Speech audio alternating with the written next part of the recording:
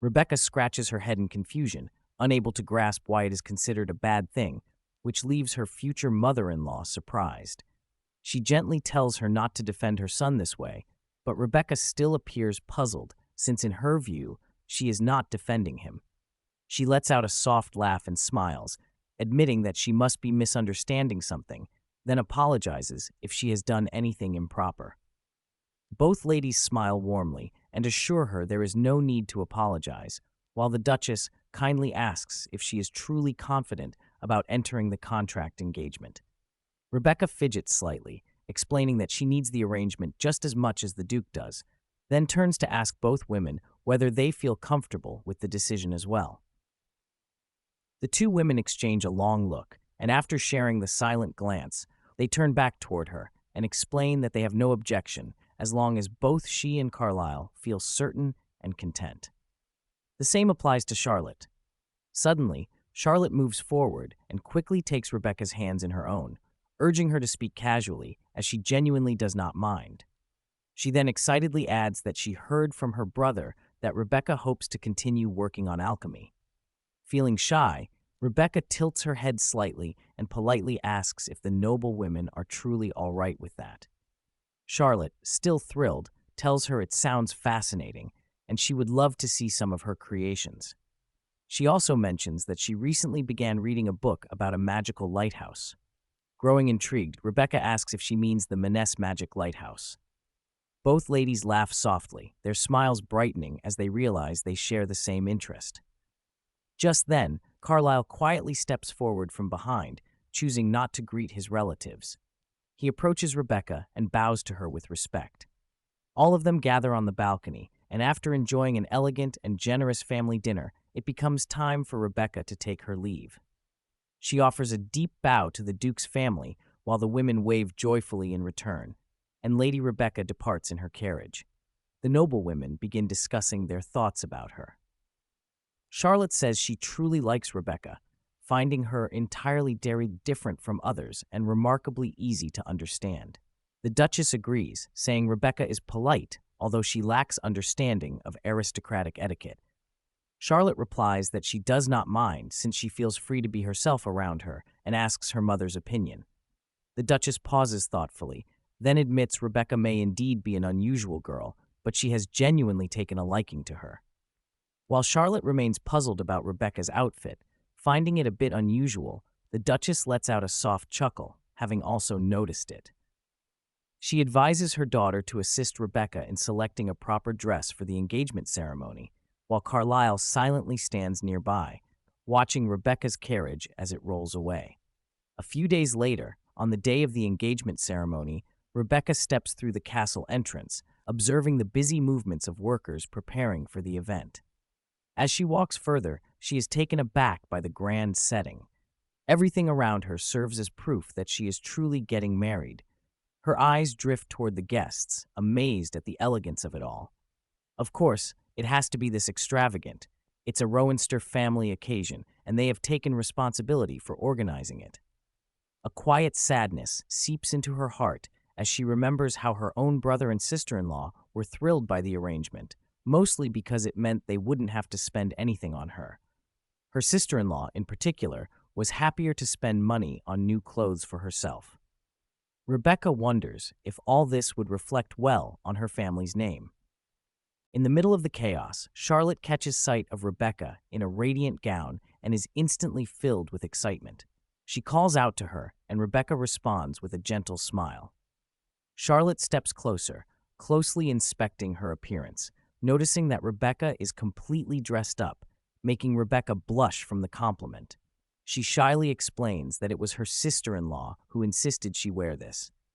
Charlotte studies her more carefully, acknowledging that the sister-in-law truly put in effort, but insists that she can make her look even better. Without hesitation, she grabs Rebecca's hand and pulls her toward her room.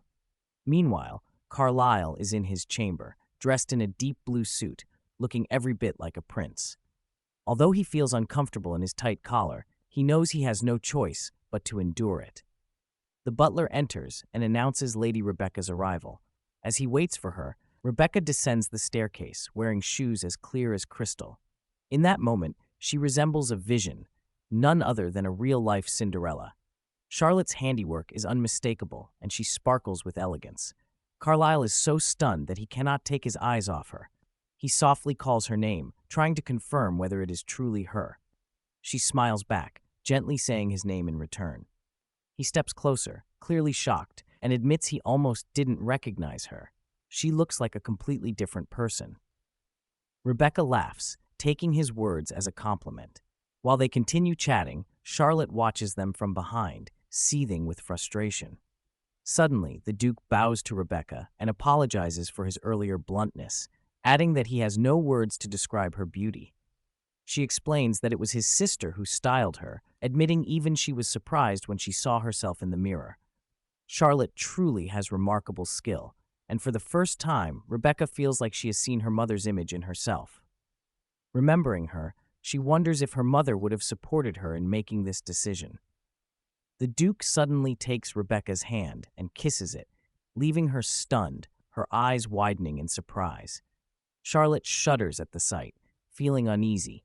She is completely shocked to see her brother kiss Lady Rebecca, her thoughts spiraling in disbelief. Carlyle himself is taken aback by his own action, questioning what he just did, unsure if he has overstepped the boundary. For Rebecca, however, the moment doesn't come as such a shock. Knowing the Duke's reputation among women, she assumes such gestures must be a common habit for him. She clears her throat and tells him that they should head out now, as everyone must be waiting for them. He quickly regains composure, clears his throat with a firm cough, and asks if they should go. After that, she steadies herself, gently placing her hand on his shoulder. Together, side by side, their hands clasped, they walked through the door and stepped outside. Rebecca's father is also among the guests, glancing around at his surroundings. He realizes that there's nothing to worry about and feels no disappointment over the Rowanster family's decision to keep the gathering small, as the celebration still appears truly magnificent. Observing the young couple, Master Himes turns to his son and remarks that the Rowanster household has clearly invested great effort into this ceremony. Locke, standing beside him, asks if Himes was also told that the wedding itself would be even more splendid. Meanwhile, the officiant takes the stage and draws everyone's attention. Addressing the couple, he announces that it is now time for the engagement ceremony to begin, and he proceeds to recite the vows. Among the crowd, one lady in a brown dress watches with envy, convinced that Rebecca's outfit must have cost an entire fortune. Elsewhere, Rebecca's father engages in conversation with the Duchess, expressing his hope that she will look after his daughter from now on. The Duchess lets out a gentle laugh, assuring him that she absolutely will, as he has entrusted his precious daughter to them. Naturally, they will ensure she feels completely at ease in their care. Deep inside, she senses a pang of guilt, understanding that her son's behavior has placed her in this situation, and she has no choice but to accept it. As the engagement concludes, children gather to toss petals over the newly joined couple, joyfully celebrating their bond. Just then, Locke steps forward, calling out to Rebecca. He congratulates her on the engagement and apologizes for what occurred at the workshop. Rebecca turns back to face him, her cheeks flushing with irritation. She stares at him silently, wondering if he truly means his apology, because from her side, she has no intention of feeling sorry for him either. Thinking about the past, he handed her something inside a box, telling her that it was a secret from William and asking if she understood. She looked at it, overwhelmed, saying she couldn't hold back as tears began to well in her eyes. He further explained that these were her documents and creations, which he had hidden away in secret. He had wanted to return them to her much earlier.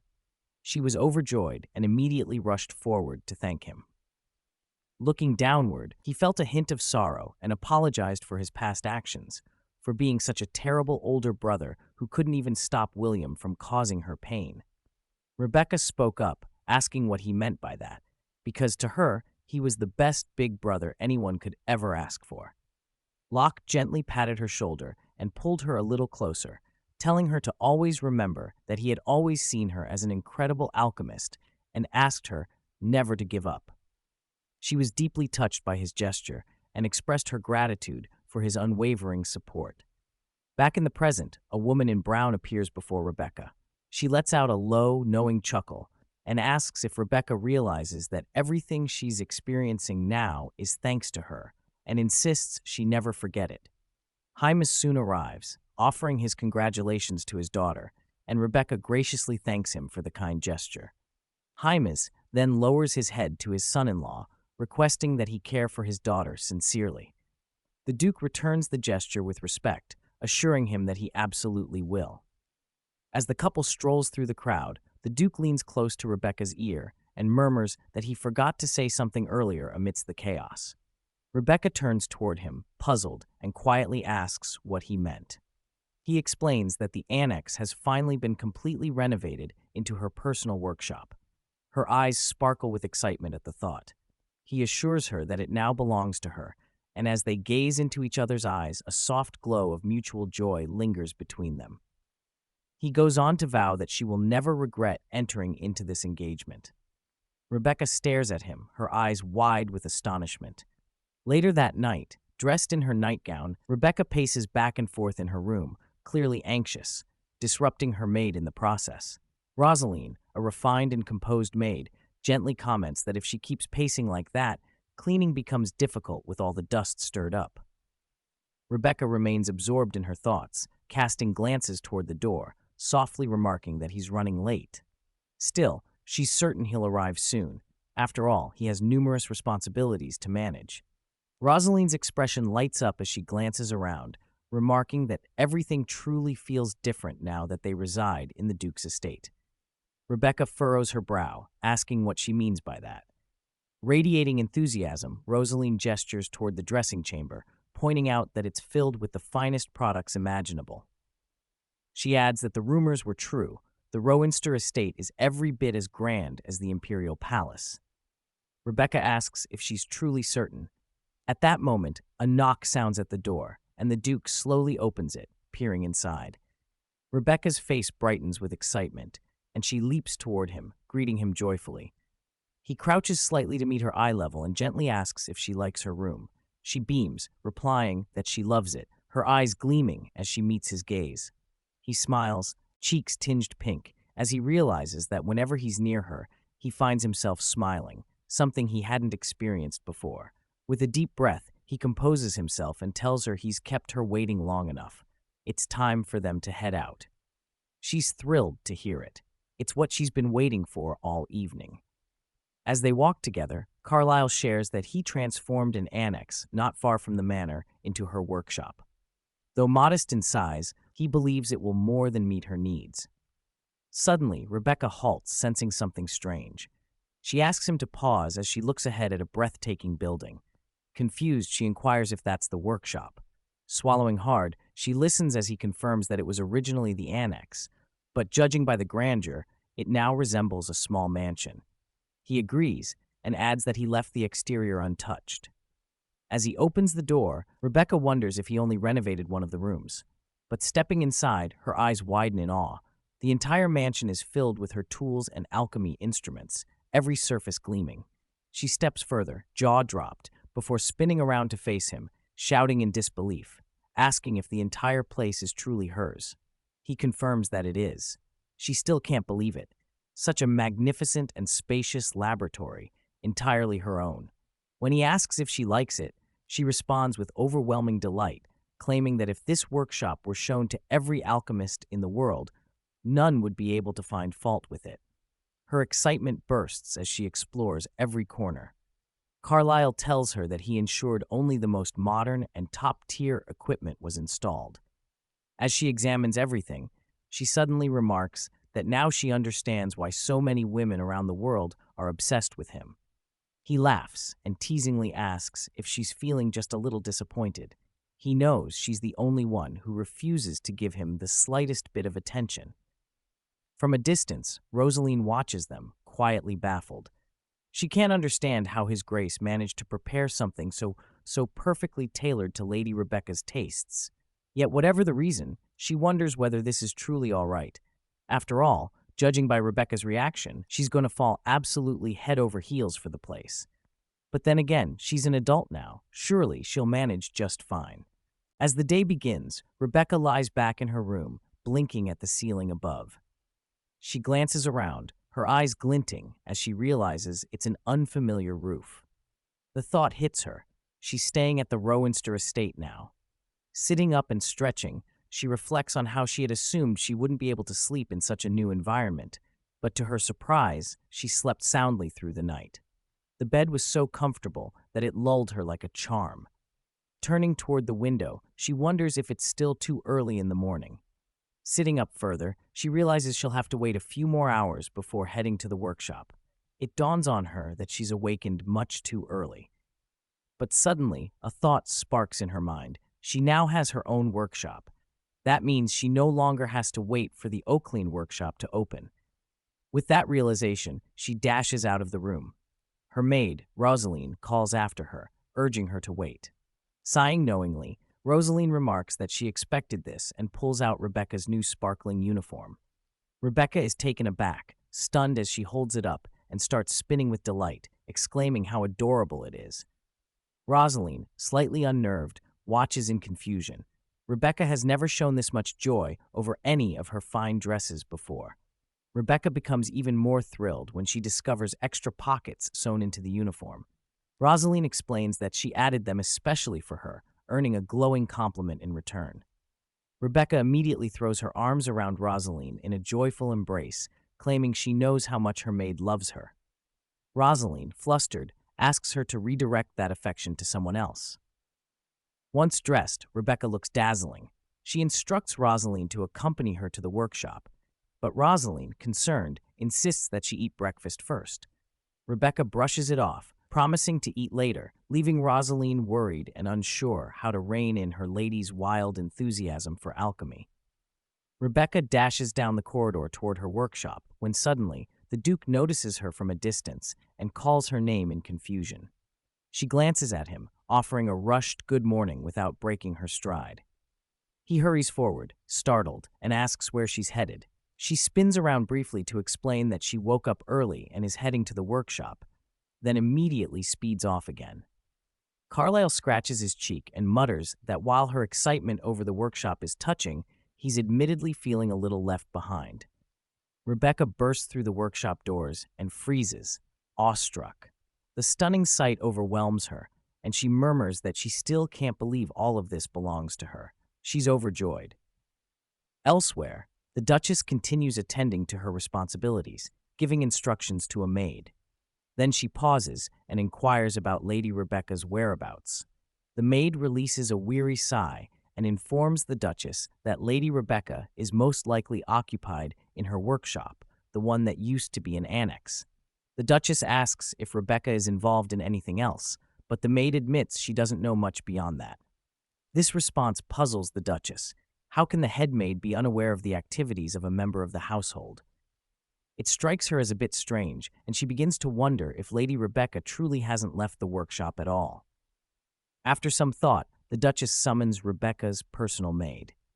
As Rosaline stands before her, hesitant and uneasy, the Duchess gently remarks that Rebecca might be feeling a little out of place in their estate and encourages her not to be, wishing that Rebecca could feel just as comfortable as they all are. Upon hearing the Duchess's words, Rosaline suddenly panics and begs her to stop Lady Rebecca immediately, leaving the Duchess staring at her in stunned confusion. Soon after, both Rosaline and the Duchess make their way to the workshop. Rosaline quietly informs Rebecca of the Duchess's presence. But Rebecca, engrossed in her alchemical experiments, continues muttering under her breath, frustrated that she hasn't been able to accomplish what she was aiming for. Rosaline calls her name again and again, but Rebecca doesn't respond. Then, with rising irritation, the Duchess suddenly raises her voice and calls Rebecca's full name, jolting her with a sharp shock. Rebecca spins around, removing her glasses, and addresses her with a startled, Lady Adelheid. The Duchess, fuming, declares that now she understands why Rosaline had to seek her out. She snaps at Rebecca, insisting that she must be disciplined for such disregard. Although she acknowledges Rebecca's deep passion and dedication to alchemy, she asserts that this level of behavior is completely unacceptable. Even her son Carlyle, who has surpassed human limits, still eats and sleeps. She demands to know if Rebecca even realizes how many days she's been locked away like this. Rebecca stands in silence, listening, feeling quietly disheartened. The Duchess then leans closer to her face, her tone softening slightly. She urges Rebecca to take care of her appearance, saying her mother would have been deeply saddened to see her in such a state. Shocked, Rebecca asks the Duchess if she knew her mother. The Duchess nods and replies that she did, and she's certain that anyone in high society would have known her.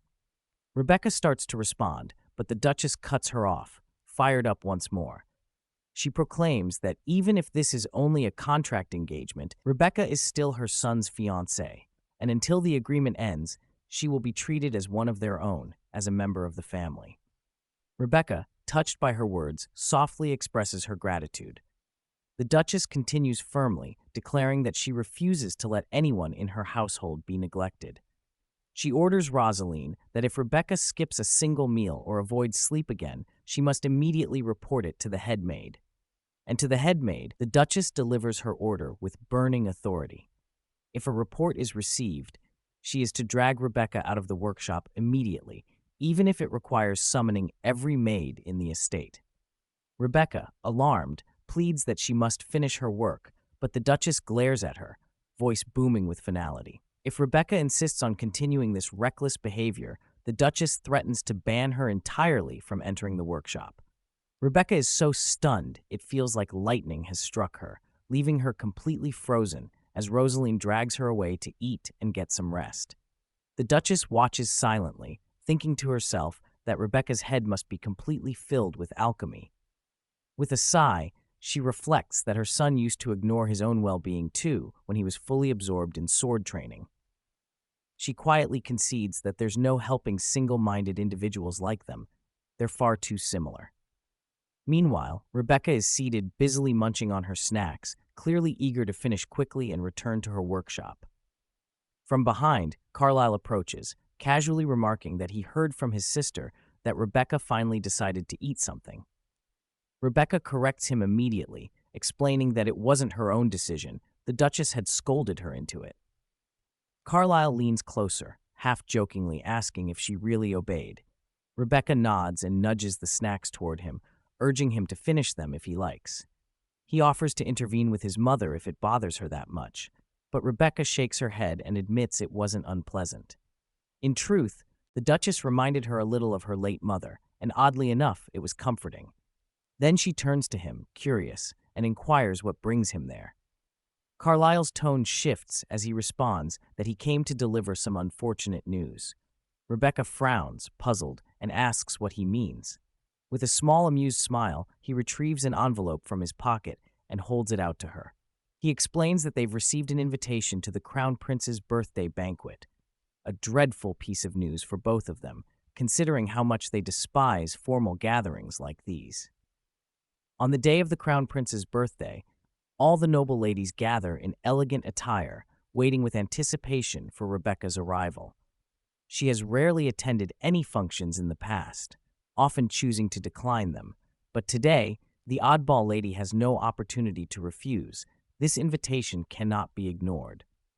Many whisper that this is precisely why she earned her peculiar nickname, and now that she's engaged to the Duke of Rowanster, she may carry herself with even greater pride. Suddenly, the hall fills with murmurs as word of the new couple's arrival echoes through the venue, drawing everyone's eyes to the grand entrance. Rebecca steps in, wearing a regal golden gown, her flowing red hair cascading around her shoulders, walking gracefully while holding the Duke's hand. The crowd gasps, stunned. She no longer resembles the eccentric figure they imagined. From any angle, she defies the image of the oddball lady.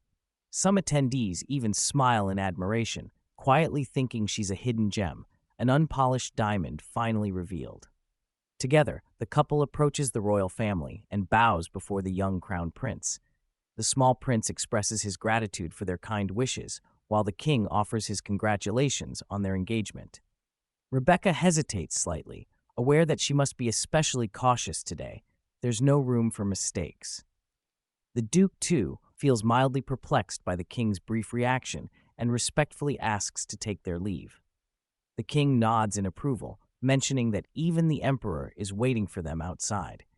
Privately, the king is surprised to see how well the two complement one another, having expected something different. Meanwhile, the crown prince is already distracted, pestering his mother for more toys. Carlyle notices the anxious expression on Rebecca's face and tilts toward her, gently asking if she's all right. She nods, insisting that she's fine, but he senses her worry and presses further, wondering aloud if something is troubling her.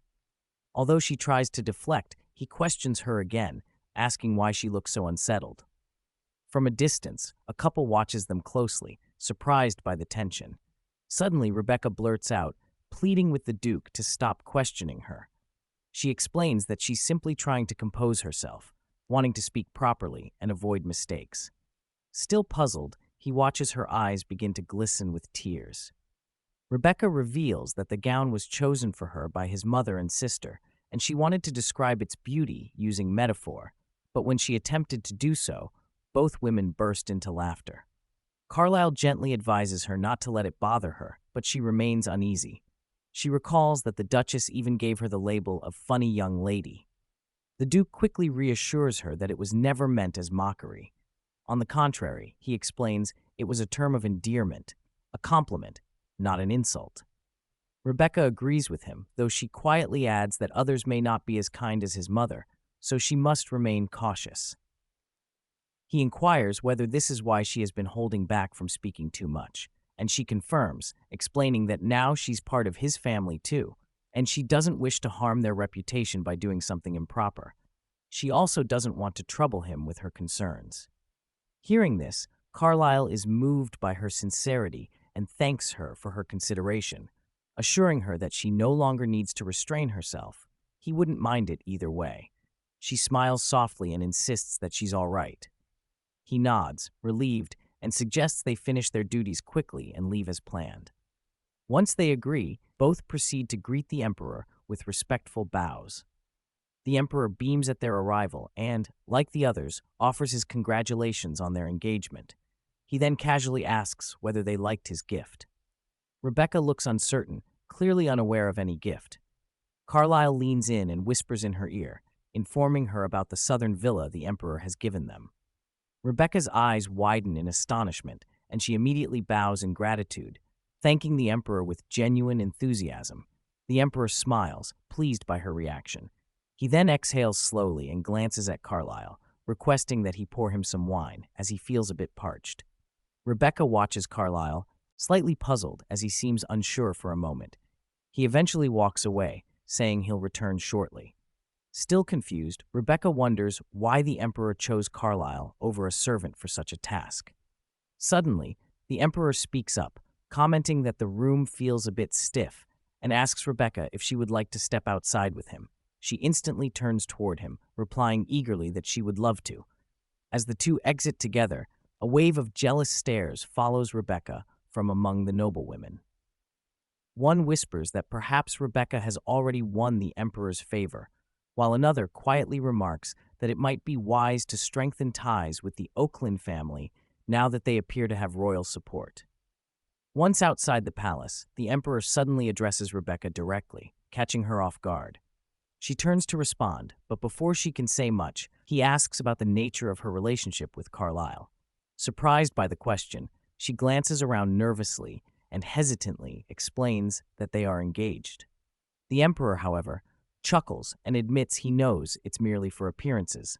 He reassures her not to worry, saying he fully expected Carlyle to find a clever way out of his trap. Rebecca gasps at his words, overwhelmed by what she's hearing. The Emperor continues, explaining that he never thought she was part of it, and seeing them together only raises more questions for him. He then asks whether she had known Carlyle before the agreement. Rebecca honestly answers that she never met him prior, scratching her head while confessing that he already knows how much she detests high society gatherings. The very day she visited the Rowanster estate after receiving the engagement letter was, in fact, the first time they ever spoke. The Emperor nods thoughtfully, though he remains a bit suspicious of Carlyle, who seems unusually attached to her, an uncommon trait for him. Lost in his thoughts, he doesn't notice Rebecca stepping closer. She gently inquires whether something is troubling him. After a moment, he confides that he has never seen Carlyle so absorbed in a woman before.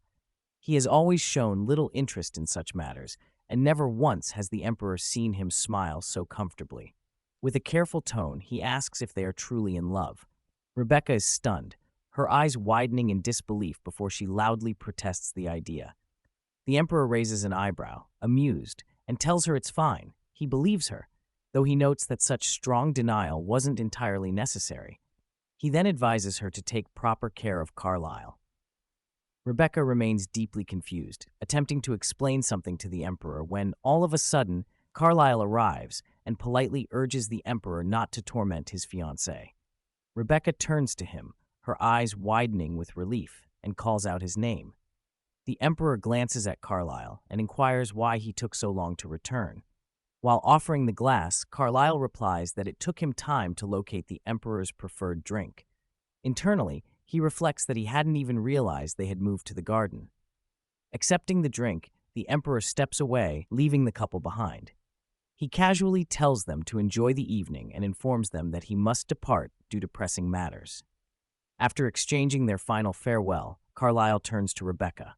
From a distance, the Emperor watches Carlyle's eyes with quiet intensity, silently acknowledging that something profound is beginning to take root within his heart. Carlyle then smiles and asks Rebecca what she and the Emperor had discussed. Still trembling slightly, she admits that their secret arrangement has been exposed, news that leaves Carlyle utterly stunned. All the couples are busy dancing across the grand hall, while the main pair of the evening continues their quiet conversation mid-dance. Carlyle leans in and asks Rebecca if she's certain the Emperor knows about their arrangement. Rebecca nods, admitting that he absolutely does, and confesses her fear that he might force them to end the engagement. Carlyle responds with a reassuring smile, telling her not to worry. He anticipated this outcome. Her eyes widen in shock, and suddenly her steps falter. But he catches her instantly, holding her close. She gazes up at him, asking if everything will truly be all right. He reassures her once more, saying he'll handle it. Noticing the weight of attention on them, Carlyle chuckles softly and points out that everyone is staring at them like ravenous wolves. Rebecca frowns, asking if it's because she's such a terrible dancer. He shakes his head, assuring her that it's not the case. Rather, it looks as if the crowd is waiting to pounce the moment they fall. Smiling with mock nobility, he declares that if the moment comes, he'll nobly sacrifice himself to save her. She stares at him, half in disbelief, and asks if he's being serious. When he insists he is, she grins, steps back slightly, and with a mischievous glint tells him to keep his word. In the very next instant, she dashes off, leaving him behind as promised. He calls her name in exasperation, but she's already laughing and escaping into the crowd. As she disappears, a cluster of noblewomen instantly swarms toward Carlyle. They tell him they've been hoping to speak with him, and since his fiancée has vanished, perhaps now is the perfect opportunity. Meanwhile, Rebecca finds herself catching her breath in a quiet lounge, finally feeling the toll of the chase. As she exhales, a small group of noblewomen approaches. They greet her with overly sweet voices, remarking that it's been a while since their last meeting, or perhaps it's more accurate to say they're thrilled to see her again. One of them smirks, wondering aloud whether she's planning to read a book here, as usual. Rebecca quickly waves them off, replying that it's not like before. Now, she's the Duke's fiancée, and she has to carry herself accordingly. She holds their gaze with calm composure, recalling Charlotte's advice that when people try to tear her down, she should pull Carlyle up beside her. But the ladies respond with harsh expressions. One of them hisses that they cannot accept someone like her as the Duke's future wife. Rebecca is briefly stunned by the sudden hostility, but she regains her poise and questions why that should matter to them. She shrieks in irritation, demanding to know why she's being so arrogant. She argues that even Rebecca must understand she isn't worthy of his grace. Rebecca has had enough. She suddenly lunges forward, springing at the woman and declaring that it's none of her concern. If both she and the Duke believe in their relationship, then no one else has the right to interfere. The woman reels back in disbelief, raising her voice and demanding to know how Rebecca dares to speak his grace's name so casually.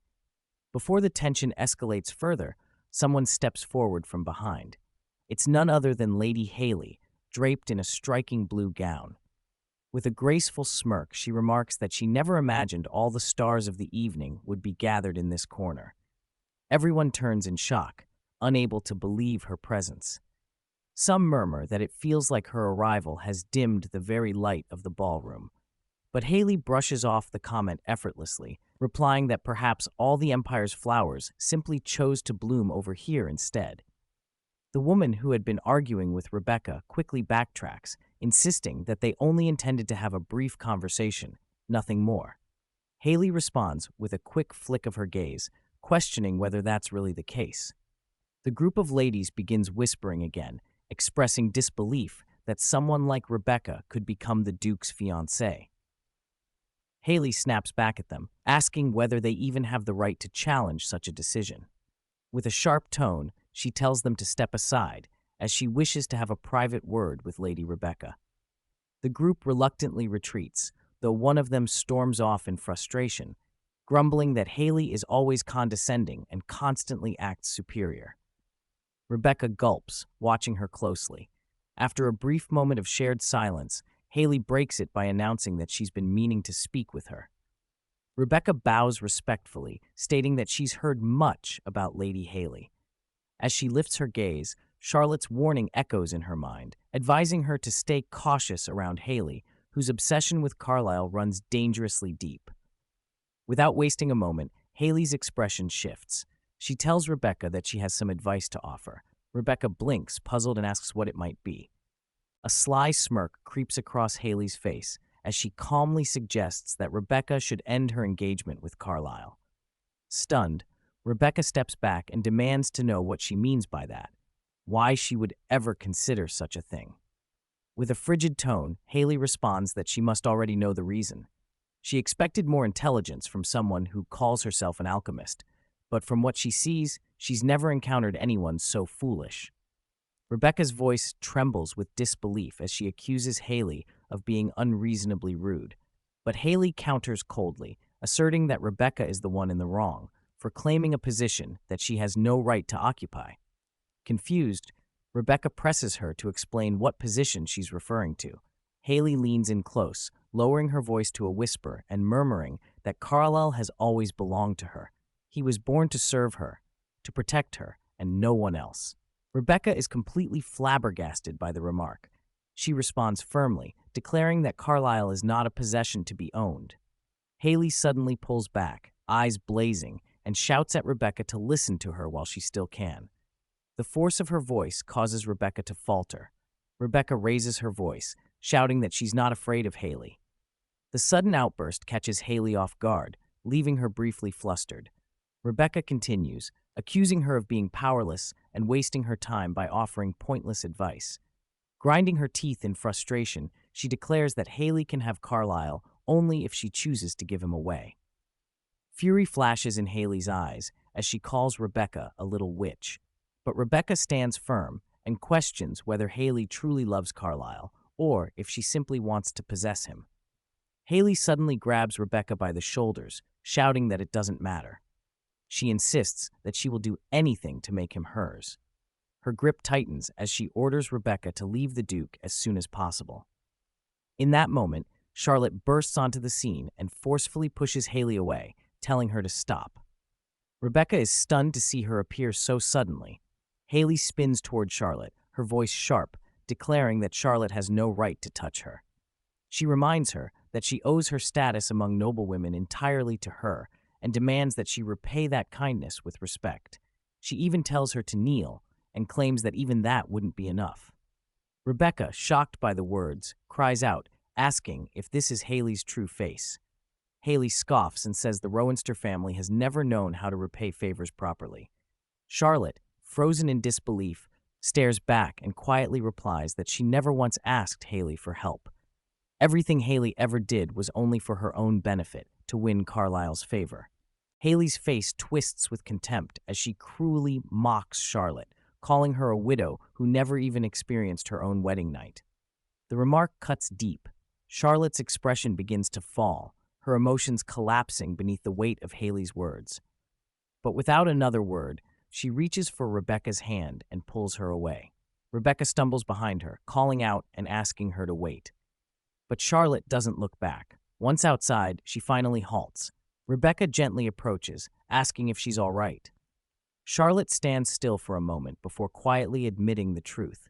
She says she was once married to the son of Marquis Lonaroon, who later renounced his title and moved to the countryside. Lowering her gaze, she adds with a heavy heart that Haley was right. She really is a widow. Charlotte begins to explain the incident, recounting how she was once married to the son of Marquis Lonaroon. It all happened shortly after their wedding ceremony. Both she and her husband, exhausted from the long day, planned to rest. But that night, an assassin suddenly broke into their room. His target was her husband. Charlotte reveals that the attacker didn't lay a hand on her, perhaps out of fear of making an enemy of her brother, the famed SwordMaster. She was left unharmed. At the time, the Marquis had countless enemies, though he wasn't a wicked man. He simply carried grand ambitions and had opposed many noble houses in pursuit of greater power. After that dreadful night, the Marquis refused to let her go. Her family filed a case to annul the marriage. In the end, they won, and she returned home, but the process drove both families into bitter hostility. The Marquess continues to resent her even now. When he left the capital, the reason behind his hatred was clear. His son was dead while she lived. Rebecca listens in disbelief. She remarks that none of it was Charlotte's fault. Charlotte smiles faintly, agreeing. Still, she explains, people never stopped calling her a widow. Naturally, she became an outcast in high society. She recalls that her brother had once told her she was free to remarry whenever she recovered, or live as a single woman if that's what she wished. He vowed to protect and support her for the rest of his life. Charlotte smiles again, saying she was deeply moved by his words and thanked him sincerely. But a part of her still felt dejected. She never wanted to be a burden and wished she had something she excelled at, something like what Rebecca has.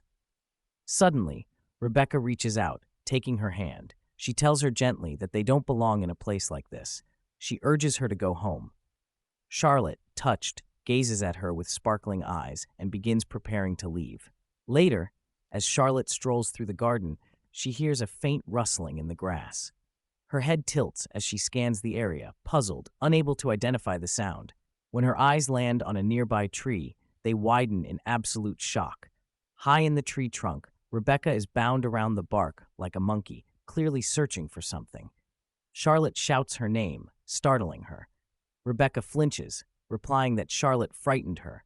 But for Charlotte, it's the opposite. Rebecca is the one who nearly gave her a heart attack. Rebecca hops down from the tree as Charlotte, still recovering from the sight, asks what she was even doing up there. Without a word, Rebecca hands over a small golden device. Charlotte blinks, puzzled, and asks her what it is. Rebecca explains that it's a weapon-type magic tool.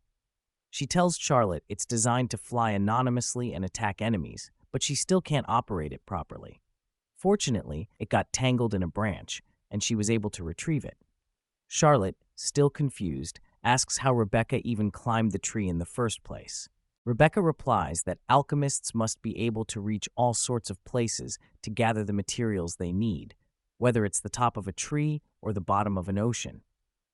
Charlotte blinks, asking if she really trained for things like that. Rebecca nods, saying she took a basic strength training class.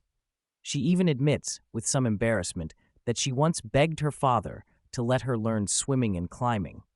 Then she catches herself, gasping slightly, as she realizes she probably shouldn't have said that. She quickly places a finger on her lips, whispering to Charlotte and begging her not to tell the Duchess or Rosaline what she saw today.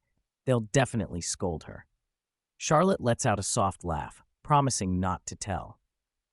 In exchange, she invites Rebecca to have tea with her in the glass house. She notes that she hasn't seen Rebecca there before. Rebecca considers it, while Charlotte explains that the glass house is something their Rowinster family takes great pride in. It's not just large, it's been lovingly cared for by every duchess in the family's history. As they head in that direction, Charlotte spots a maid and comments that it seems her mother got there before them. The maid bows respectfully and informs them that Madame Adelaide is currently resting inside the glass house. Charlotte turns to Rebecca and says that it can't be helped. They'll visit some other time. But Rebecca wonders aloud why they couldn't have tea with Lady Adelaide as well. Charlotte hesitates, then explains that perhaps her brother didn't mention an old rule in their household. Rebecca tilts her head, confused, admitting that she's never heard of it. Charlotte clarifies that their mother isn't in good health, and she prefers not to be seen like that by others. From time to time, she goes to the glass house to rest, and it gradually became a rule in the family not to disturb her when she's there. She's certain Rebecca isn't an exception. Turning away, Charlotte adds that the glass house is beautiful and well known. Tea parties are often held there when the roses bloom, and the view is stunning. While Charlotte speaks, Rebecca's eyes remain fixed on the glass house. Then, without warning, something strikes the structure, and a sudden blast erupts. Rebecca bolts forward, heart racing, sprinting toward the shattered building in panic. Her thoughts spiral. Just yesterday, she had been told to be more responsible, and now she's already in serious trouble. She thinks desperately that she'll never make another weapon again. Her mind flashes back to Carlyle telling her that monsters were attacking the northern border and that he would have to go there temporarily. He'd assured her he wouldn't be away long, but had asked her to watch over his family in his absence. She had been so happy to promise him. Now, as she pushes the door open, she whispers a silent apology to Carlyle. Tears stream down her cheeks. She can't believe she caused this chaos while he's away. Inside, she finds Lady Adelaide standing and holding the magic gadget. Rebecca gasps at the sight, shouting in panic. Madame Adelaide turns toward her, confusion on her face, while Rebecca trembles in fear, then abruptly spins around and dashes out, mumbling a frantic apology behind her. In her room, Lady Adelaide sits in front of the mirror when her maid knocks, gently asking if she's awake. Adjusting the towel wrapped around her head, she requests the maid's help in dressing. The maid, still holding the towel, asks what kind of wig she would prefer today. Lady Adelaide replies that she wants the lightest one, and the maid selects a soft gray wig, fixing it with care. As she watches her reflection, Lady Adelaide muses that she should consider investing in the wig business, remarking that wigs shouldn't be so heavy and uncomfortable. The maid replies that hers are made from real human hair, so they look completely natural. With a tired sigh, Lady Adelaide says that's probably the only good thing about them, then asks about Charlotte. The maid informs her that Charlotte is already up. She then instructs the maid to summon Rebecca, saying she needs to speak with her about what happened yesterday. The maid, a bit hesitant, informs her that Lady Rebecca is already waiting outside. Turning back slightly, Lady Adelaide expresses mild surprise and asks if she truly is. The maid nods, adding that Rebecca also brought something for her and has been waiting patiently for her to wake up. Meanwhile, Rebecca sits quietly in the reception room, her face set in a serious expression. As soon as Lady Adelaide enters and offers a soft, "Good morning," Rebecca immediately rises, bows deeply, and apologizes for coming so early. Lady Adelaide reassures her that there's no need to be so nervous, explaining that no secret lasts forever, and she had expected her to discover it eventually. She says she doesn't know how much Rebecca has already heard, but confesses that a few years ago she developed heart problems. Thankfully, with proper treatment, her condition was cured, but during that period, she lost all her hair. She wears wigs now because of the public image she must maintain, though she admits that even now, she feels insecure about it. That's also the reason she's avoided attending tea parties and social events. She further adds that it's something unrelated and suggests they shift focus to the magic tool experiment she's been conducting. Suddenly, Rebecca raises her voice, startling Lady Adelaide, who watches as Rebecca quickly bows and presents a small potion, expressing her sincere wish for her to accept it. Lady Adelaide takes the bottle, asking if it's a type of medicine, and Rebecca hurriedly explains that it's a potion designed to stimulate hair growth.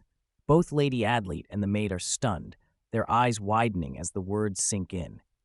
The lady repeats her question, clearly taken aback, asking if Rebecca truly means what she just said.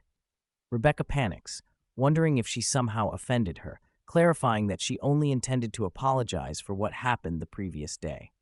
Lady Adelaide, still shocked, tells her to repeat herself and explain what kind of potion it is. Rebecca elaborates that it's an alchemically formulated potion that promotes hair regrowth. The lady remains uncertain, finding the idea hard to believe. Such a potion seems impossible, almost miraculous. Rebecca, clearly flustered, insists that it's real. When asked if she created it, Rebecca explains that she was originally developing a potion meant to remove scars, but accidentally stumbled upon this result, and although unexpected, she's already tested it and found no harmful side effects. The lady still hesitates, asking if it truly works. Rebecca, nervous and uneasy, says she'll just take it back if it's not wanted, reaching for it, but Lady Adlate stops her, clutching the bottle and demanding to know how to use it, wondering if she's supposed to drink it. Rebecca corrects her, explaining that it only needs to be applied to the scalp. At once, the maid hurries off to prepare everything needed. The lady, still skeptical, asks again if Rebecca is certain it will work. Rebecca replies that it will, though even she admits some hesitation. Lady Adelaide narrows her gaze and asks what exactly the problem is, to which Rebecca shyly admits that the potion might cause the hair to grow far longer than expected. That unexpected comment sends Lady Adelaide into sudden laughter, her voice echoing through the chamber, leaving Rebecca confused by her reaction. Before she can say more, the maid returns and announces that everything is ready. Lady Adelaide turns to Rebecca, offering her the honor of applying for it. As she slips off her wig and locks eyes with her, Rebecca gently begins to apply the potion to her scalp. Curious, she asks how it feels, and Lady Adelaide describes the sensation as something sticky spreading across her head. After a short while, Rebecca informs her that it's time to rinse it off. Even then, Lady Adelaide continues to ponder how such a potion could exist at all. But once the treatment is finished, Rebecca calmly announces that they're done, shocking everyone in the room. A wave of disbelief sweeps over them as long, golden yellow hair flows down Lady Adelaide's back. She stands trembling, her hands reaching up in disbelief, gently touching the strands. Her eyes scan every curl, unable to process the reality of what she sees. She gazes at Rebecca, her expression stunned, the realization settling in. Rebecca is truly the real deal. On the other hand, the Duke returns from the war site, and as he steps into the estate, his servant welcomes him back, asking if he should quickly prepare arrangements for him to rest. However, the Duke tells him to wait, adding that there's no need to rush.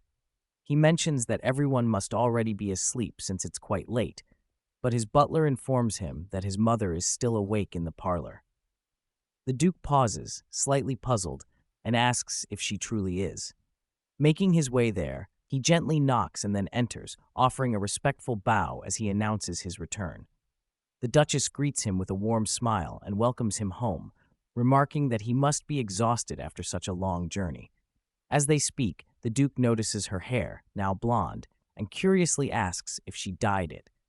The Duchess releases a quiet sigh and says nothing more than a simple statement that Rebecca is truly an extraordinary young woman. The Duke raises a brow in confusion, asking what she means by that.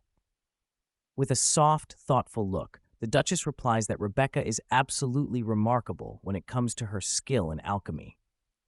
The next morning, the Duchess approaches Rebecca and expresses her heartfelt gratitude, telling her that she truly gave her life back. Rebecca beams with joy, modestly responding that the lady is overpraising her. While they sit at the dining table, the Duchess curiously asks about the duration of the potion's effects. Rebecca explains that the result varies from person to person, but typically lasts around 10 days. The Duchess is surprised, finding that duration quite impressive, while Rebecca, slightly uneasy, asks if she isn't disappointed that it only works for 10 days. To her relief, the Duchess assures her that she isn't, since it exceeded her expectations. Rebecca promises that she'll prepare more before the current one wears off, and urges her not to worry. The Duchess lights up, saying nothing could make her happier, and a warm air of happiness fills the dining room. Lady Adelaide shifts the conversation, mentioning the recent retirement of Heims Oakline, and tells Rebecca that both her brother and the Emperor were saddened by the news. Still, how marvelous it is that his daughter turned out to be such a brilliant alchemist, just like father, like daughter. With a thoughtful sigh, Lady Adelaide wonders aloud why Rebecca's talent isn't celebrated all across the realm. Rebecca shyly tells her that there's no need for such praise, especially for something she views as a failed experiment. The Duchess immediately protests, raising her voice in disbelief, asking how she could possibly consider it a failure when it's one of the most remarkable potions she's ever seen. Rebecca fidgets nervously, explaining that from an alchemist standpoint, it doesn't even qualify as a magic tool. It's a minor invention that doesn't even last that long. Fired up, the Duchess exclaims how she can call it minor and questions whether she's simply being overly modest or if she truly believes that. Feeling discouraged, Rebecca admits that she's always been told her inventions are worthless. Lady Adlete slams her hand on the table, demanding to know who dared to say such foolishness. Rebecca, hesitating, finally mutters that it was her father and brother. The Duchess lets out a heavy sigh, commenting that her son's father-in-law may hold high expectations, especially as he himself is a brilliant alchemist. Rebecca blinks, confused by the term son's father-in-law, unsure why the Duchess is referring to her father that way. Lady Adlate presses on, insisting that Rebecca created something meaningful and enchanting, and urges her to believe it. Still uncertain, Rebecca questions whether it's truly all right to think so, as it doesn't even come close to the legendary Philosopher's Stone. The Duchess gently counters that while Rebecca sees it from an alchemist's perspective, she doesn't, and their sense of value will naturally differ. A general preparing for battle would crave a powerful magic weapon, while a beggar without food would long for the Philosopher's Stone to turn anything into gold. She explains that she herself doesn't need either. What she desired most was simply to have her hair back. That, she says, is why Rebecca's potion is the most priceless and treasured thing to her. Rebecca, deeply moved, feels tears prick her eyes as Lady Adlite assures her that anyone would agree, asking her to trust those words. Rebecca softly thanks her, tears rolling down her cheeks, but the Duchess gently urges her not to cry. Just then, Carlyle lets out a cough, drawing the attention of both women. Charlotte speaks up, reminding them that the two of them are still present. The Duchess quickly tells them to start their breakfast. Charlotte, agitated, yells at her, asking if that's really important right now. While the Duke calmly sips his juice, Charlotte rises in frustration, demanding to know why their mother didn't tell them her illness was gone. She shouts that they had absolutely no idea and asks if she even realizes how much they care about her. Carlyle joins in, asking how she managed to keep it hidden for so long. The Duchess explains that she did it for their sake, because had anyone discovered she was bald, people would have mocked her children as well. Charlotte, still unsatisfied, confesses that she was terrified, thinking their mother might collapse again at any time. The Duchess apologizes to her, asking for forgiveness for being a deceitful mother, but says there's something even more important she wishes to discuss today. Charlotte shrieks in disbelief, demanding to know what could possibly be more important than this, while her brother calmly tells her to settle down. The Duchess once again praises Rebecca for her potion and then announces that after breakfast, they should move on to discussing business plans to commercialize it. Rebecca flinches in shock, her eyes widening as she nervously asks her to explain what that even means. The Duke, equally puzzled, turns to his mother for clarification. The Duchess explains that it would be a shame if she were the only one to benefit from this miraculous creation and asks the others if they agree. She then claps with delight and announces that they should take the potion to the market, confidently claiming it will be in massive demand. Rebecca, still uncertain, hesitates and expresses her doubt, saying she isn't convinced anyone would actually buy her product, but the lady urges her to trust her judgment, declaring that this potion has the power to transform lives across the entire continent. Even Charlotte supports her mother's claim, insisting that people will be willing to pay any price to get their hands on it. Rebecca turns to Charlotte, asking if she genuinely believes that, and Charlotte grins, telling her to call her by her nickname, Char, and asks her to be friends. Rebecca repeats the nickname in surprise, questioning again if she's truly sure, and Charlotte nods enthusiastically, explaining that it's obvious. A potion that makes hair grow back on a bald person's head is nothing short of legendary, and she would fight to get something like that herself. Rebecca stands frozen, stunned that her creation holds such value, and the Duchess encourages her further, telling her to believe in its potential because it won't just succeed, it will make history. Rebecca glances at Carlyle, quietly asking if he believes in it too, and he raises a brow, replying that if she's seriously thinking about keeping this to herself, she's out of her mind, because for him, that was never even an option. Rebecca confesses that she's simply unsure whether something like this could actually sell. Both ladies immediately cry out, scolding her and insisting she must sell it. Charlotte adds that such an extraordinary potion shouldn't be exclusive to their mother alone. The Duchess beams with pride at her daughter's understanding, and the two begin discussing possible sales strategies, leaving Rebecca utterly shocked. They start brainstorming the ideal location for a shop, deciding the Oaklane workshop is far too small for their ambitions. Charlotte then asks Rebecca if she has any other potions they might sell, and Rebecca sighs, admitting that she doesn't. The Duchess exhales in frustration, declaring that they cannot simply take Rebecca's word for it and that they should examine everything with their own eyes. Charlotte wholeheartedly agrees, turning to Rebecca and demanding to see her entire collection. Rebecca rises from the table, preparing to show them everything she owns, still dazed by the surreal energy in the room, utterly baffled as their laughter rings out around her. She cannot make sense of what on earth is happening and hurries toward her workshop in a daze, while Carlyle, still seated, watches her go and turns to his mother, asking if anyone actually plans to finish breakfast today. A few days later, at the Rowanster estate, the Duchess wishes to introduce someone to Rebecca. The man bows respectfully as the Duchess presents him as Tyler, their family's legal advisor, further revealing that he is the second son of Baron Lord Largo. Rebecca offers a polite greeting, pleased to make his acquaintance. The Duchess then explains that if they encounter any legal challenges while establishing their business, Tyler will be the one handling it. She proceeds to introduce another gentleman named Olson, stating that he will be overseeing the management of their company. Rebecca, a little overwhelmed by the introductions, listens carefully while Olson greets her warmly, expressing how honored he is to meet the creator of such a remarkable potion. Her confusion only deepens when Olson, suddenly moved, removes his hat with teary eyes and confesses that he has been experiencing hair loss himself. He expresses amazement that such an extraordinary potion could exist and eagerly inquires about the name of the splendid magical formula. Rebecca, slightly flustered, explains that she hasn't decided on a proper name yet and has simply labeled it as a hair growth solution in her notes. Lady Adelaide chimes in with enthusiasm, suggesting they name it Rebecca's Hair Growth Solution, claiming it has a pleasant ring to it.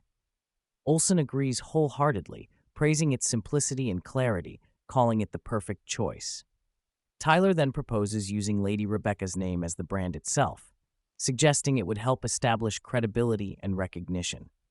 Everyone seems thrilled by the idea. Everyone except Rebecca, who fidgets nervously, still unsure about selling the potion at all. Lady Adelaide reassures her, declaring that she's no longer afraid of the truth and is ready to share her story. She vows to tell the world that it was Rebecca's potion that helped her recover the hair she lost during her illness, and that this will mark her return to high society.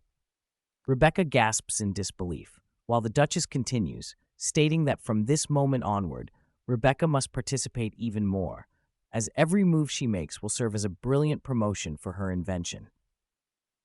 Rebecca stares at her in awe, telling her how incredible she is, but the Duchess insists that it's Rebecca who deserves the praise, saying she takes great joy in discovering and investing in promising ventures. She turns to the group and proposes they begin by shortlisting potential alchemy workshops capable of producing their product at scale, and the room fills with energetic conversation. Rebecca watches them all silently, still trying to absorb the whirlwind of activity. After the meeting ends, she returns to her workshop and immerses herself in her usual tasks.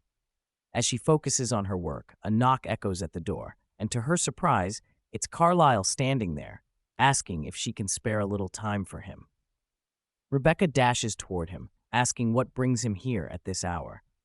He replies that he doesn't believe they had the opportunity to exchange greetings today.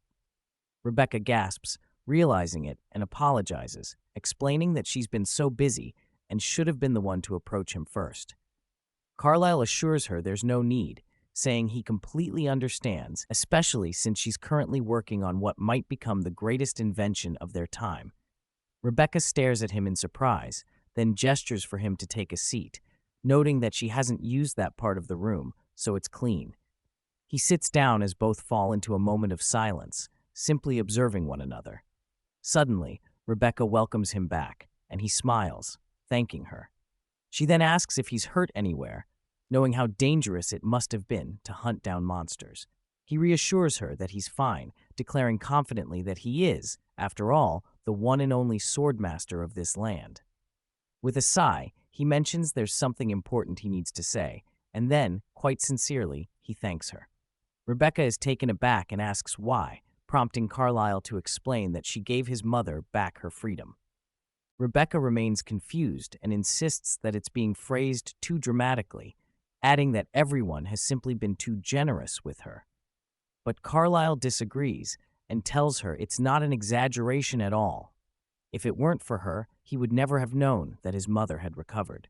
He admits that he's always been a bit afraid, and it seems like his mother still doesn't fully grasp what her children had to endure. He sighs, saying she's too excited now about running a new business. Rebecca laughs softly, then hesitates and shyly asks if this is really all right. Carlyle doesn't quite follow and asks what she means. Rebecca explains that she's worried that she might somehow tarnish the Rowanster family name. But Carlyle still looks puzzled, prompting her to clarify further, saying that once people discover she's still practicing alchemy, they'll surely start calling her the oddball lady again, or worse. Carlyle gently pats her shoulder, reassuring her that she has nothing to worry about. Even if there are those who speak ill of her, it will be out of pure jealousy for her brilliant invention. And if they try to bother her, he can always flash them a smile. Rebecca flinches at the idea, insisting that's unnecessary, as she can't even imagine what he would do to them. But Carlyle's expression shifts slightly, and he reveals that he's more concerned about her family. That catches Rebecca off guard. He goes on to say that it could become problematic if her family finds out about everything. Rebecca lowers her gaze, clearly thinking it through, and admits that, to be honest, she already has a headache just imagining what her father and brother might say when they hear about it. But Carlyle assures her not to worry about it, stating that both he and his mother will stand by her side and defend her.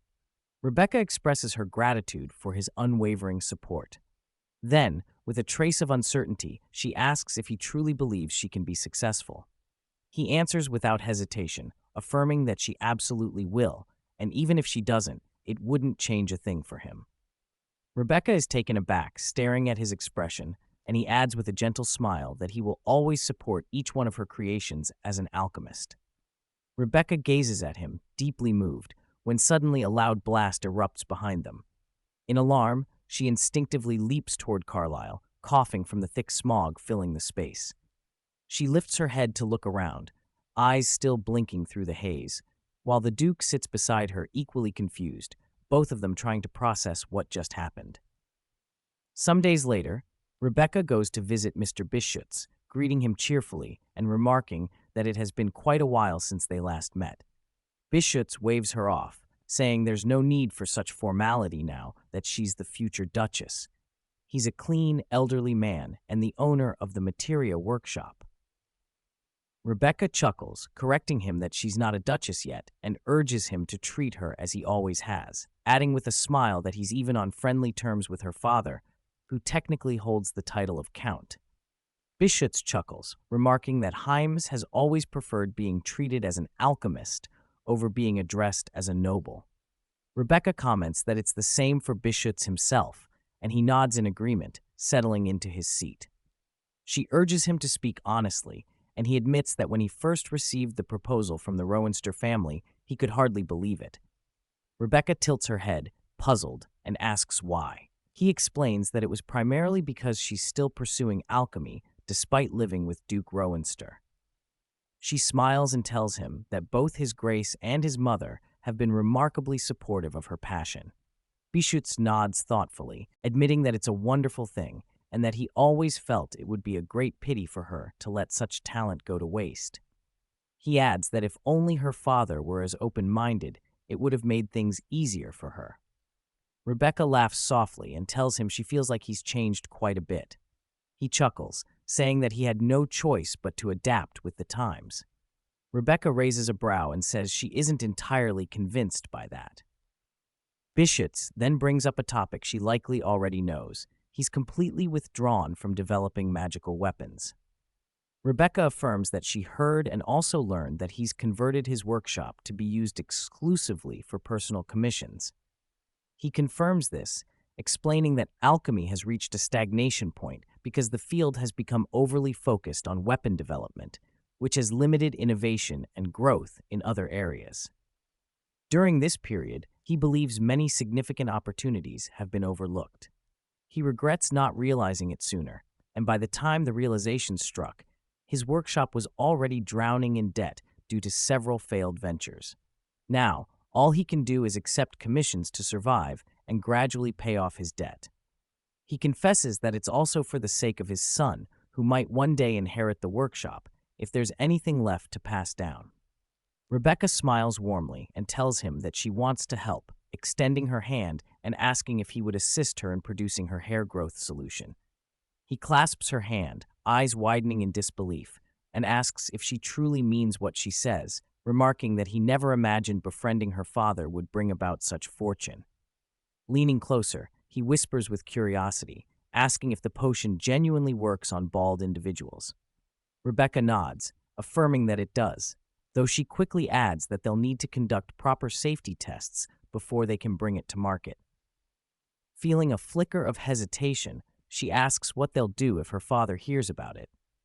Mr. Bischutz freezes, eyes widening as he urges her to wait and questions whether her father even knows about this yet. She nods again, and Bischutz groans, recalling how Hymas only sent her to the Rowinster estate for bridal lessons. If he finds out she's still practicing alchemy, he's bound to throw a fit. Muttering under his breath, he calls her father a stuffy old man, then suddenly slams the table with conviction, declaring that he refuses to let his friend's opinions interfere when he himself is drowning in debt. He bursts into laughter. Rebecca quickly apologizes, but he waves it off, telling her there's nothing to apologize for. Thanks to her, his workshop now has a real shot at a stable future. They might as well give this everything they've got, and if it becomes a hit, even her strict father won't be able to protest. Rebecca grins, asking him to make it a reality, her thoughts drifting to the possibilities. If the potion turns out to be a huge success and brings in significant profit, maybe her father and the rest of her family will finally recognize her efforts and even acknowledge her as a true alchemist. It's all she has ever wanted, to help people through her alchemy. Plus, she now has the support of the Duke, who told her that whether she succeeds or fails doesn't matter to him at all, because he'll continue to stand behind every creation she brings into the world. Recalling his words, her cheeks flush with warmth, and even Mr. Bischutz notices the shift in her expression, asking why her face suddenly turned so red. Rebecca, flustered, responds that it's nothing, though her mind flashes back to that moment when the explosive blast happened in her workshop. She had been so startled at the time that she awkwardly ended up sending Carlyle away, and he, too, had simply left after offering a quick goodnight. She still feels puzzled about it, wondering whether she overreacted. Deep down, she suspects Carlyle probably didn't think much of it at all. On the other hand, in the kiddie party among the noble ladies, the entire group is left speechless when they spot someone approaching. Their expressions freeze in disbelief as their jaws drop at the sight of none other than Lady Adelaide herself, clad in an elegant blue gown, her shimmering golden hair glowing under the afternoon light.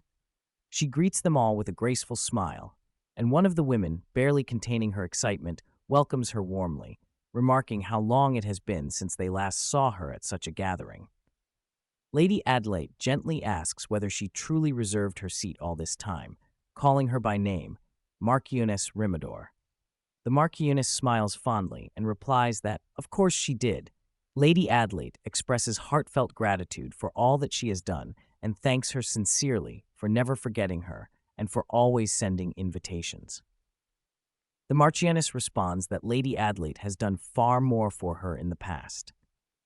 Taking her seat, Lady Adelaide remarks that it has indeed been years since she declared her retirement from high society, and precisely for that reason, she feels it only fitting to declare her official return right here at this very tea party. The ladies respond with excitement and warmth, welcoming her back and expressing how overjoyed they are to have her among them once again. They raise their glasses in celebration, saying she must be congratulated and thanked for gracing them with her presence. Lady Adlet lifts her hand lightly, silencing them with poise, and announces that there is something important she would like to confess, something she has no issue sharing openly, even if others might overhear. The ladies exchange puzzled glances as she begins, reminding them that she withdrew from high society due to a heart ailment and had to dedicate herself entirely to recovery. Fortunately, she says, she was cured, but the treatment came with a difficult cost. She reveals that she lost all her hair as a result of her medication, a revelation that sends gasps through the group. The ladies express their sorrow and concern, clearly affected by the admission. Leaning in discreetly, Marchioness Rimador whispers to Lady Adelaide, suggesting that it might be better to keep such details private. But Lady Adelaide waves off the concern with quiet confidence, stating that there's no need for discretion because her hair has grown back now. This declaration stuns everyone, and joy quickly replaces their concern. One woman exclaims that it must have been a temporary side effect after all, while another nods in agreement. However, Lady Adelaide clarifies that her hair had been completely gone. It wasn't just thinning or damaged. This revelation leaves the room in complete silence, followed by another round of stunned reactions. Then, without hesitation, she produces a small vial from her handbag and holds it up proudly, informing them that her son's fiancée, Lady Rebecca Oaklean, created the potion responsible for restoring her hair. The ladies gasp again, overwhelmed by surprise and curiosity, their expressions frozen in astonishment at the unexpected confession. Everyone is utterly floored by the revelation, and as Lady Adelaide elaborates further, she assures them that the potion causes no adverse effects and only requires direct application to the scalp, making it far more convenient and gentle compared to anything needing ingestion. The ladies are astonished, blinking in disbelief, and ask if the radiant hair they're seeing now is truly the outcome of that very potion. One by one, they begin to reflect on their own woes. One lady envisions her son finally settling down once he regains his confidence with a full head of hair. Another quietly rejoices that her husband may no longer have to endure his baldness. And a third contemplates how she won't need to stress over thinning strands again. With a knowing smile, Marchioness Rimador turns to Lady Adelaide and politely requests if she might persuade her daughter-in-law to share this miraculous formula with them. Lady Adelaide responds with a soft grin and gestures to her maid, who steps forward carrying a neatly prepared box. She then remarks that she certainly wouldn't arrive here empty-handed. The maid begins distributing small vials to the intrigued women, while Lady Adelaide continues, explaining that the potion's effects only persist for 10 days. If they're pleased with the outcome, they are welcome to purchase more. The Marchioness is captivated by the elegant packaging, asking the Duchess if it's actually available for sale. With calm assurance, Lady Adelaide confirms that it is, and adds that the official Rowinster store is launching today, right on the main street. As the day unfolds, an enormous crowd flocks outside the shop, all eager to get their hands on the product. Just as anticipated, the brand is named Rebecca's Hair Growth Solution. The turnout is so overwhelming that within mere seconds, the entire stock sells out. Staff members are forced to address the restless crowd, informing them that new supplies are forthcoming. However, the situation rapidly spirals, with individuals refusing to disperse, clamoring for the potion, and insisting on placing reservations. Some even declare that they're willing to pay triple the retail price just to secure a bottle. Frustration mounts as people accuse the shop of reserving stock only for nobles. Amid the chaos, Olsen does his utmost to maintain order, but the crowd remains adamant and aggressive. Suddenly, Charlotte arrives at the storefront, stunned by the unruly scene. Her eyes widen and her jaw nearly drops at the sight. She never imagined their business would strike gold so quickly. Turning on her heel, she hurries back to the castle, where the maid greets her, but Charlotte immediately inquires about her mother. The maid responds that the lady has just returned, and as if on cue, Lady Adlete appears behind her, asking what Charlotte needs. Charlotte informs her that she plans to visit the Rowanster shop and invites her to accompany her, adding excitedly that she may not be aware of what's transpiring at the store. Lady Adlete's curiosity sparks, but before she can question further, Charlotte cuts her off, exclaiming that there's no time for long explanations. With a sense of urgency, she announces that the people are practically on the verge of rioting over Rebecca's potion. Lady Adlete is shaken by this news and exclaims in disbelief, asking if things are already spiraling into madness. At that moment, her butler steps in and discreetly relays a message sent from Mr. Olsen. Lady Adlete is taken aback upon reading the letter, which reveals that the entire stock of potion vanished from the shelves within just 1 hour of being released. A message is promptly dispatched to Rebecca, who stands frozen in disbelief, struggling to comprehend that her product has sold out entirely. Charlotte rushes to confirm the news, assuring her that not a single vial remains. Rebecca blinks in astonishment, admitting that she finds it impossible to accept, especially considering they prepared 100 bottles for the initial display and an additional 600 in reserve, yet everything disappeared in the blink of an eye. Charlotte beams with pride, congratulating her on the overwhelming success, then casually asks whether she has finalized a business agreement with her mother, particularly regarding how the revenue would be divided. Rebecca explains that the arrangement is an even split, 50-50. Charlotte furrows her brow, finding the terms a bit too generous. Surprisingly, Rebecca nods in agreement, saying she probably should have settled for 30 or 40% instead. Charlotte, however, counters that she expected Rebecca to demand 60 or even 70%, not less. Rebecca quickly dismisses the suggestion, insisting that the amount feels far too excessive.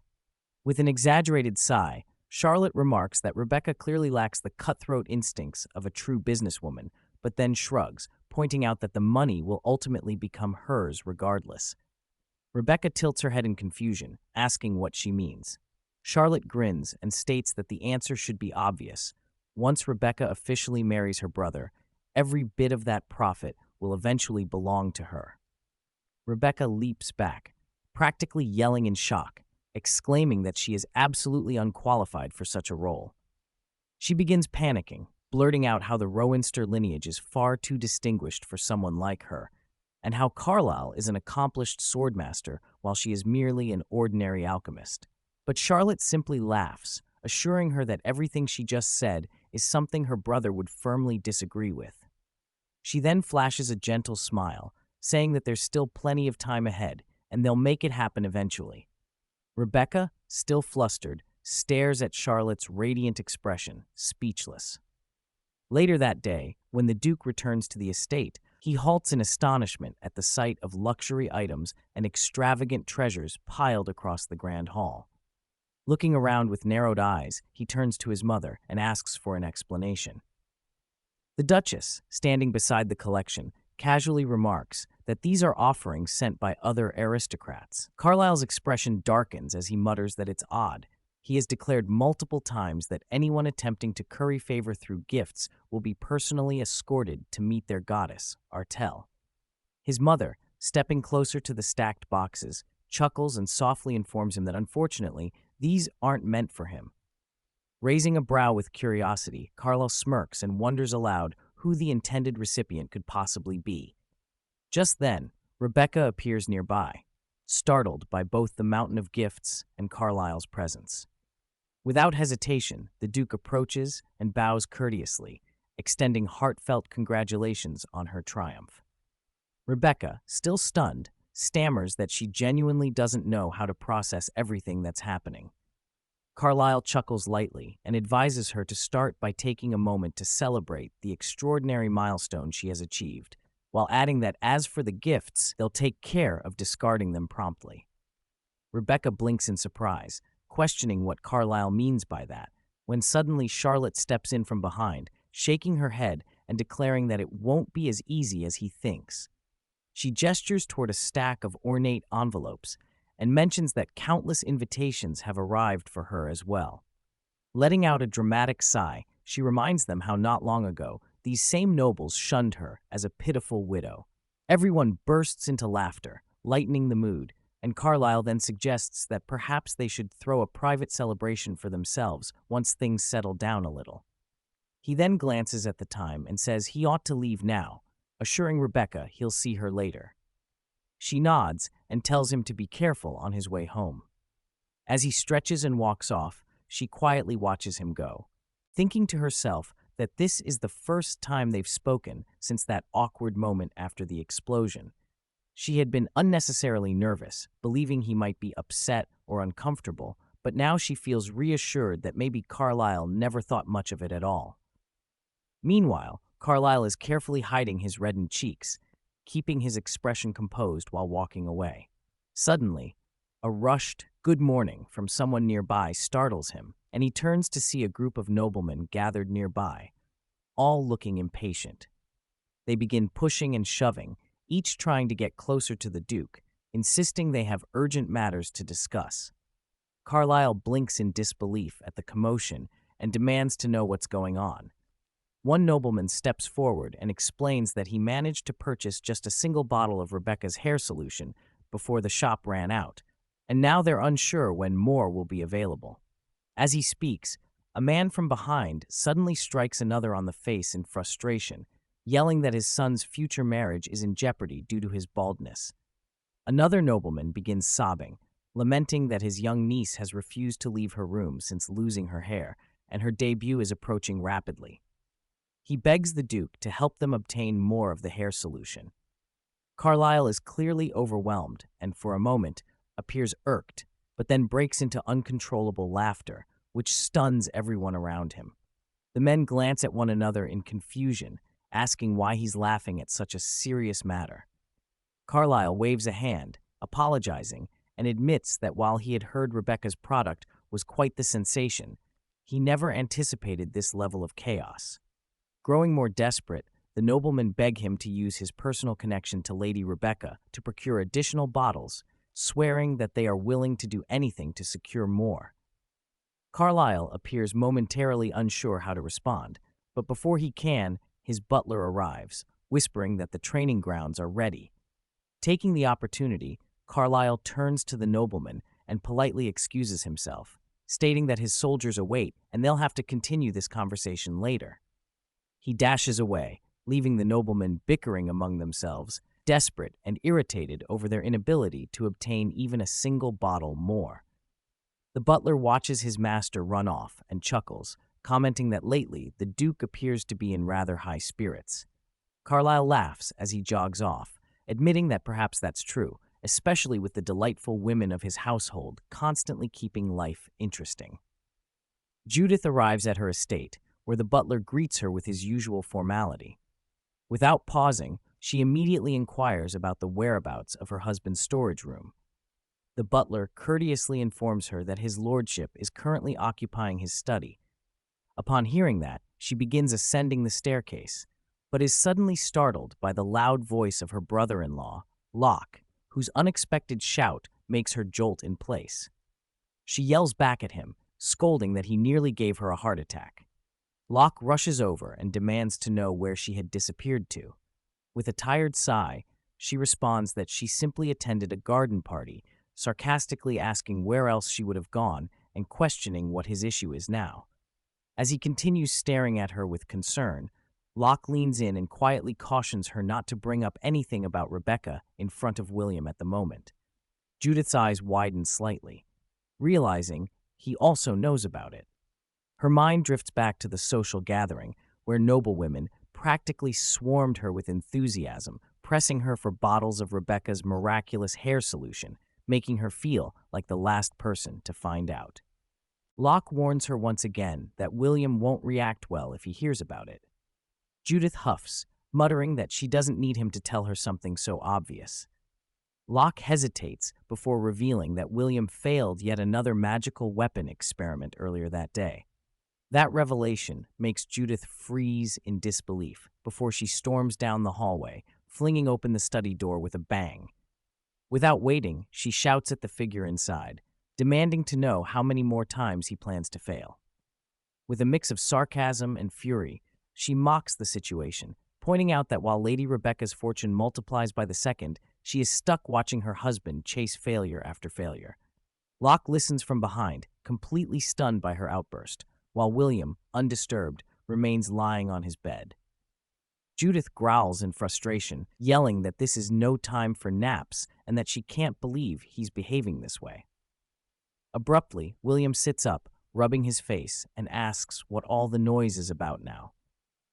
Judith storms forward, ranting that his younger sister is rising to fame with wild success, while he remains buried under yet another failed project. He stares at her in disbelief, asking if she's been drinking already because he can't make sense of a word she's saying. She glares and tells him to get it through his head. Lady Rebecca has invented a magical potion that stimulates hair growth. As William adjusts his tie, his jaw clenches and his frustration bubbles to the surface. Judith continues, explaining that the product is now being sold at the Rowanster family shop and that demand has skyrocketed, with desperate buyers even begging for a single bottle. William abruptly jumps up, fuming with rage and yelling if Rebecca is truly the one behind the potion. He grits his teeth, calling her a fool who was sent to receive bridal training, not pursue alchemy. Judith cuts him off, yelling louder than ever, asking if he seriously thinks that is what matters most right now, while nobles line up with requests for a product his sister created, and he hasn't done a single thing to catch up. William glares at her, his voice laced with skepticism as he mutters that this so-called success won't last, since a worthless potion like that could never hold a candle to a proper weapon. Still seething, his wife lashes out again, declaring that a man who just failed another experiment isn't in any position to speak proudly, questioning how much more of their family fortune he squandered this time. William tries to wave her off, saying it's none of her concern, and insisting that once his next breakthrough is unveiled, everything will change. But Judith isn't having it. She cuts him off, shouting that he said the same thing countless times already, and it's enough. He should finally consider developing something people will actually buy. Furious, William yells back, asking if she's seriously suggesting he stoop to making petty goods like a common alchemist. He roars that he's a descendant of the great oak line, the same bloodline that gave rise to the alchemist who mastered the philosopher's stone. He is also the son of Hymes, the man hailed as the father of magical weaponry, so there's no way he would demean himself by crafting something so beneath his name. Judith, unrelenting, shouts that all he ever does is drain the family's wealth without contributing a single coin, demanding to know what's so impressive about that. She spins on her heel in outrage as William stands stunned, demanding she repeat what she just said. Judith fires back, saying she'll be paying Lady Rebecca a visit soon since it's clear William is beyond help. His anger flares further as he screams at her, asking how she dares speak to him like that, and cursing Rebecca's name for continuing to tinker with alchemy, even while living under the Duke's roof. Grinding his teeth, he grabs a quill and furiously scribbles onto a sheet of parchment before slamming his fist down and shouting for the butler. As the servant arrives, William thrusts the letter into his hand and demands that it be delivered to Rebecca immediately. She must be forced to come to her senses. When the letter reaches Rebecca, she reads William's harsh words, ordering her to abandon alchemy altogether and focus solely on bridal etiquette. She lowers the letter, her expression dimming, and her maid timidly asks if everything is all right. Rebecca forces a small shrug, quietly remarking that her brother doesn't sound nearly as furious as she expected. She had braced herself for something far more brutal. Still, she sighs, telling herself that this isn't nearly enough to make William recognize her as a legitimate alchemist. With heavy fingers, she opens a second letter, this one from her other brother, Locke. In it, he warmly asks how she's adjusting to life at the estate, and then reveals that he and several other alchemists have secretly been studying her hair growth formula behind William's back. He compliments her innovation, expressing astonishment over how she managed to extract properties from the sunrise petal, admitting that even the seasoned scholars were impressed. He thanks her for reigniting their passion for alchemy and praises her contribution. As she finishes the letter, Rebecca smiles fondly, whispering that Locke has always been this thoughtful. Her maid, smiling as well, adds that he's kind to everyone, including the servants. Locke's final line urges her not to let William's bitter words weigh her down. Rebecca feels a rush of excitement while pondering what her next invention should be, her thoughts racing with ideas and possibilities. Meanwhile, her maid watches her with growing concern, inwardly questioning whether everything is truly all right, since she's convinced that Lord William won't settle for simply sending a curt letter. On the other side, Rebecca remains immersed in her tools and vials, convinced by intuition that something more troubling is about to unfold. At the estate of Duke Carsius, during a lavish tea party, the noble women are engaged in spirited conversation when one of them suddenly turns to Lady Haley and asks whether she plans to continue ignoring Rebecca altogether. Haley arches a brow and asks Regina what she's referring to. Regina responds sharply, proclaiming she's talking about none other than Lady Rebecca and her ridiculous hair potion. She then adds, with venom in her tone, that while she'd long suspected something odd about that girl, she never anticipated she'd stoop to being a con artist. Haley is momentarily taken aback by the bold accusation, while Regina presses further, stating there's no other explanation when someone earns profit from something so suspicious. Abruptly, Haley remarks that she vaguely recalls Rebecca's family also having a thriving wig business, doesn't she? Regina scoffs loudly, retorting that their family enterprise is far too reputable to be threatened by the likes of Rebecca. Rising from her seat, she declares that they must not allow Lady Rebecca to continue unchecked. The other noblewomen nod in agreement, muttering that they never found her likable to begin with and cannot comprehend how she dared to replace their cherished Lady Haley, especially by using the imperial family's influence. Regina fumes at the absurdity, demanding how it makes sense that the imperial court would advocate for such an engagement just because they oppose the merging of the Rowanster and Carsius households. She insists that Duke Rowanster merely complied with the imperial order. Haley, eyes brimming with feigned sorrow, softly admits that she, too, was powerless to change the outcome.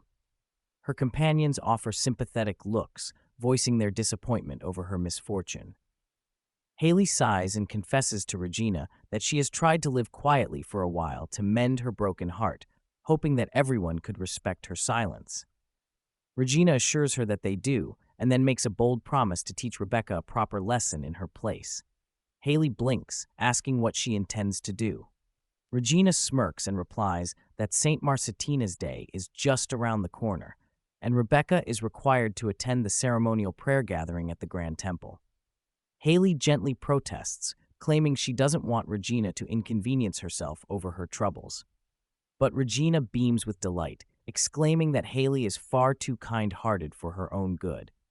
Puffing up with confidence, Regina declares she will ensure that Rebecca ends the event in tears. The other ladies chuckle gleefully, exchanging excited glances and whispered laughter. Meanwhile, Haley casts a sidelong glance at Regina and smiles coldly, thinking that the woman is finally proving herself useful. Deep within, she quietly swears that Rebecca will soon come to understand the full weight of taking what was never meant for her.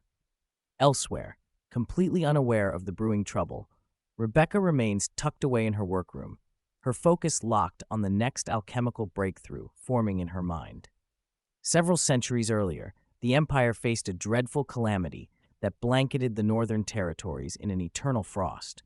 The wicked curse plunged everything into a frozen wilderness, burying the land beneath endless snowfall, bringing endless suffering to its people.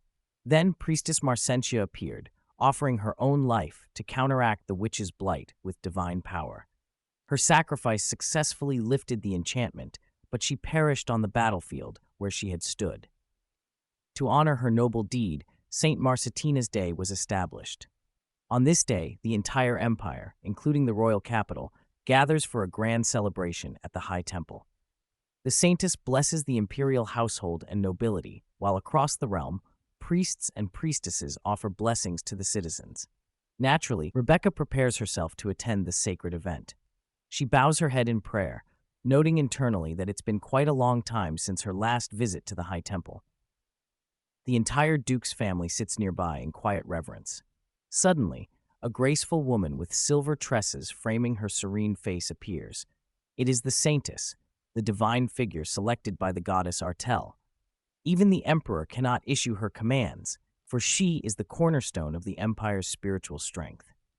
Standing solemnly before the statue of Artel, she announces that Saint Marcetina's Day has returned once more on this blessed occasion, offering her grace to all in attendance. Everyone rises from their seats in respect, while Rebecca watches her in awe, eyes wide.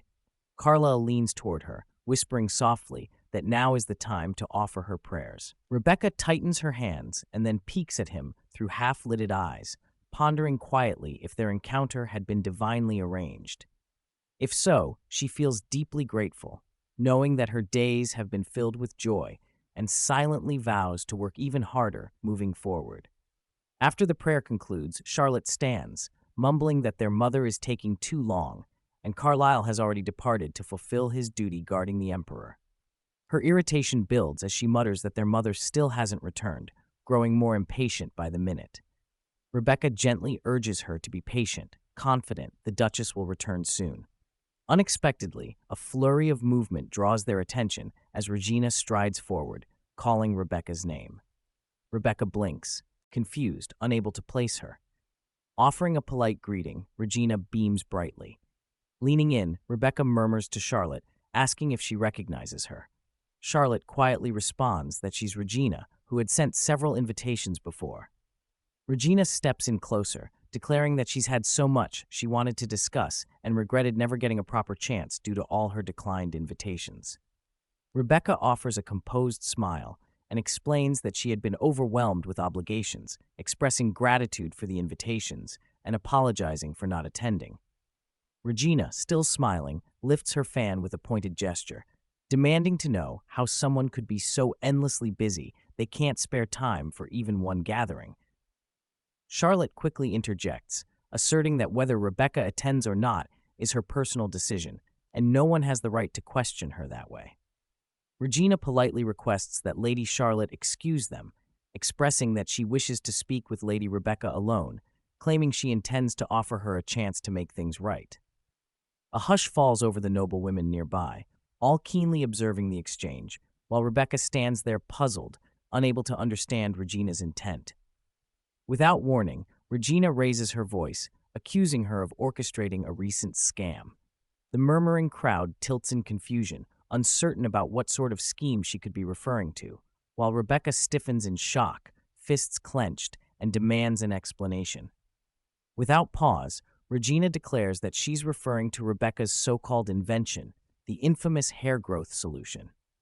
Charlotte immediately positions herself in front of Rebecca, shielding her and demanding to know if Regina is accusing her of being a fraud. Regina smirks and insists that since even magic and divine blessings fail to cure baldness, there's no logical way alchemy could succeed. Rebecca gasps, incredulous that Regina would flatly dismiss alchemy's possibilities. Regina adds with scorn that alchemy's real purpose is the creation of lethal weapons, not remedies to improve lives. Charlotte, flustered, glares and asks how Regina dares to make such statements. Rebecca, now finding her voice, retorts that neither divine power nor magical training are needed to activate a magical lamp crafted through alchemy. It simply produces light, and everyone benefits from it. She declares that this is the brilliance of alchemy.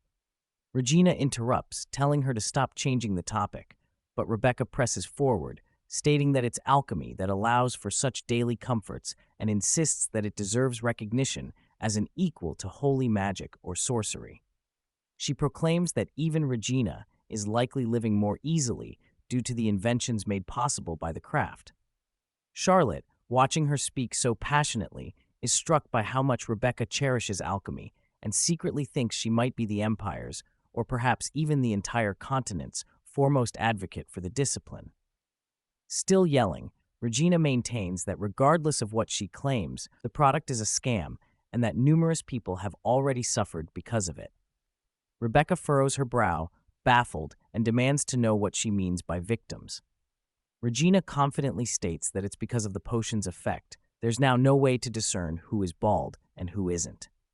The surrounding women start whispering again, intrigued and confused, while Rebecca remains utterly dumbfounded, stating she genuinely has no idea what Regina is trying to argue. Regina explains further that no sane aristocrat would willingly marry someone suffering from baldness. The other ladies around her nod quietly, aligning with her point. Regina argues that baldness can be passed down through generations, and no one would want to marry while knowingly accepting that kind of risk. She concludes that, no matter what is said, baldness will always be seen as a flaw. And now, thanks to Rebecca's potion, bald individuals can disguise themselves and enjoy the same treatment and advantages that naturally haired people have always held. Rebecca still appears bewildered, softly expressing that she doesn't believe individuals ought to be judged for their lack of hair, then questions whether Regina hasn't heard that all souls are equal in the eyes of Artel. Regina rolls her eyes and snaps back, telling her not to pretend to be virtuous when she blatantly took Lady Haley's rightful place, declaring that someone like her has no authority to lecture about fairness. She then smugly claims she'll only accept Rebecca's stance if she herself marries a bald man, and asks if she'd be fine raising a hairless child. Several noble women murmur in agreement, stating they would never allow their bloodlines to mix with bald descendants, making Rebecca freeze in place. Regina, seeing her hesitation, tilts her head with a satisfied smirk, basking in the silent support spreading across the crowd.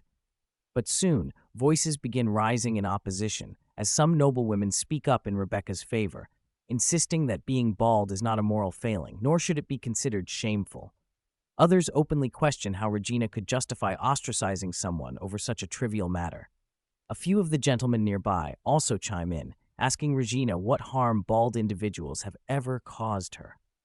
Tension quickly escalates, and two distinct factions begin forming within the gathering. Regina glares and shouts louder, pointing a finger at Rebecca, claiming her potion is the root of the commotion, urging her to take a good look at the disorder she stirred, and accusing her of sowing discord among the nobility. At that moment, an elderly woman steps forward from the crowd, calling Regina out for pushing responsibility onto Rebecca once again. More guests begin siding with Rebecca, saying she's a savior rather than a source of trouble, and asking Regina to stop hounding her over absurd accusations. One of them whispers that Regina herself is from House Bryant, the family that operates a prominent wig company. Murmurs follow, questioning whether wigs aren't also used to hide baldness. Regina scoffs and calls the old woman brazen, declaring that it's solely thanks to her family's wigs that people have managed to maintain their confidence all these years. But the older lady smirks back and asks if she's referring to those clunky, overpriced hairpieces that feel like wearing a bucket on one's head. More women begin nodding, some openly declaring they'll never return to using wigs now that Rebecca's solution exists. Others accuse Regina of envy, claiming she's only furious because her business is collapsing under the weight of Rebecca's success. With her pride stung, Regina snaps at them, yelling that their assumptions are nonsense and swearing that their company will never falter. Then she shifts back toward Rebecca, sneering and asking if people truly believe her concoction is entirely safe, questioning how anyone could trust a potion that hasn't been officially certified by House Carcius. She insists all alchemical goods require their validation to be deemed trustworthy. Watching from the back, Haley silently observes the chaos with a smirk, savoring every second. Rebecca, unable to remain quiet, shouts that her potion is completely safe, her tone sharp and trembling with anger. She then drops a revelation that silences the room. She had personally shaved off all her own hair prior to the launch. A collective gasp echoes as jaws drop in disbelief, and Regina stammers, asking what she just heard. Rebecca exhales deeply, then affirms she tested the formula on herself, not once but 5 separate times. Gasps erupt again as astonishment spreads. She calmly explains that she took such steps to ensure her product carried no side effects. The crowd continues murmuring in disbelief, repeatedly whispering about the 5 self-experiments, while Regina just stares, convinced that Rebecca must be entirely out of her mind. Rebecca calmly continues, stating that while she fully acknowledges it's traditional for alchemists to gain formal approval from House Carsius, a prestigious lineage of mages, her invention already received certification from House Rowenster. She adds that the potion is currently being sold at the Rowenster family shop, so she sees no practical reason to obtain a second endorsement from House Carsius. Regina scoffs and bursts out that she absolutely must, arguing that the two noble houses can never be considered equal. After a pause of tense silence, Charlotte finally interjects, her tone cutting as she questions why not, since both houses carry the same noble rank. She then demands Regina to clarify exactly what disqualifies House Rowenster from being equal to House Carsius. Regina stumbles back slightly, visibly shaken, while Charlotte crosses her arms and mocks whether Regina dares to devalue the name of their duchy outright. She continues by hinting that Regina's comments might be taken as a direct insult against the Rowenster family itself. Regina panics until her maid suddenly steps forward, bowing deeply and pleading with Charlotte to overlook her mistress's poor wording. Rebecca herself blinks in stunned surprise, taken aback by Charlotte's unwavering defense. The maid quickly elaborates that Lady Regina only meant to suggest that, since House Carsius has a long history tied to magic, it might offer more authoritative insight on magical creations. Charlotte narrows her eyes and questions if she's implying that the Rowenster family's certification is somehow less valid simply because they are better known for their martial heritage. Stiffening, Regina bows low, admitting that her remarks were completely inappropriate and humbly requests forgiveness. Charlotte then calmly explains that not only herself, but also her mother and even Carlisle, Duke Rowenster himself, have personally used Lady Rebecca's invention. She stares directly at Regina, asking if she still believes the potion carries hidden dangers. Regina's maid trembles as she scrambles to reassure them, frantically insisting that they have always believed in the potion and that there was never any doubt in their minds. Rebecca, standing quietly, is momentarily overwhelmed to learn that even Carlisle trusted her work enough to try it himself. Just then, a poised young woman steps toward her and introduces herself as Michela Arcella, daughter of Viscount Arcella, warmly stating that she had been hoping to speak with her for quite some time. A crowd begins gathering around Rebecca, full of eager expressions, when another voice cuts in through the buzz, remarking that it's been ages since the hall felt so alive with chatter. Rebecca turns sharply, her eyes going wide with disbelief as she recognizes the saintess. The holy woman approaches the group with a graceful air, commenting that the discussion seems to be quite animated. One of the ladies, smiling brightly, explains that the topic of conversation is none other than Lady Rebecca's hair growth formula. A few of them begin enthusiastically trying to describe what exactly the potion does and how it works, eager to share every detail. The saintess smiles gently and remarks that she is already familiar with Rebecca's hair growth remedy, leaving Rebecca utterly stunned by the revelation. Unable to contain her disbelief, she hurries toward the saintess, asking with wide eyes if she truly knows about her creation. The saintess nods, explaining that the potion has been an enormous help to the temple's shelter as well, sharing that many of the children in their care suffer from hair loss.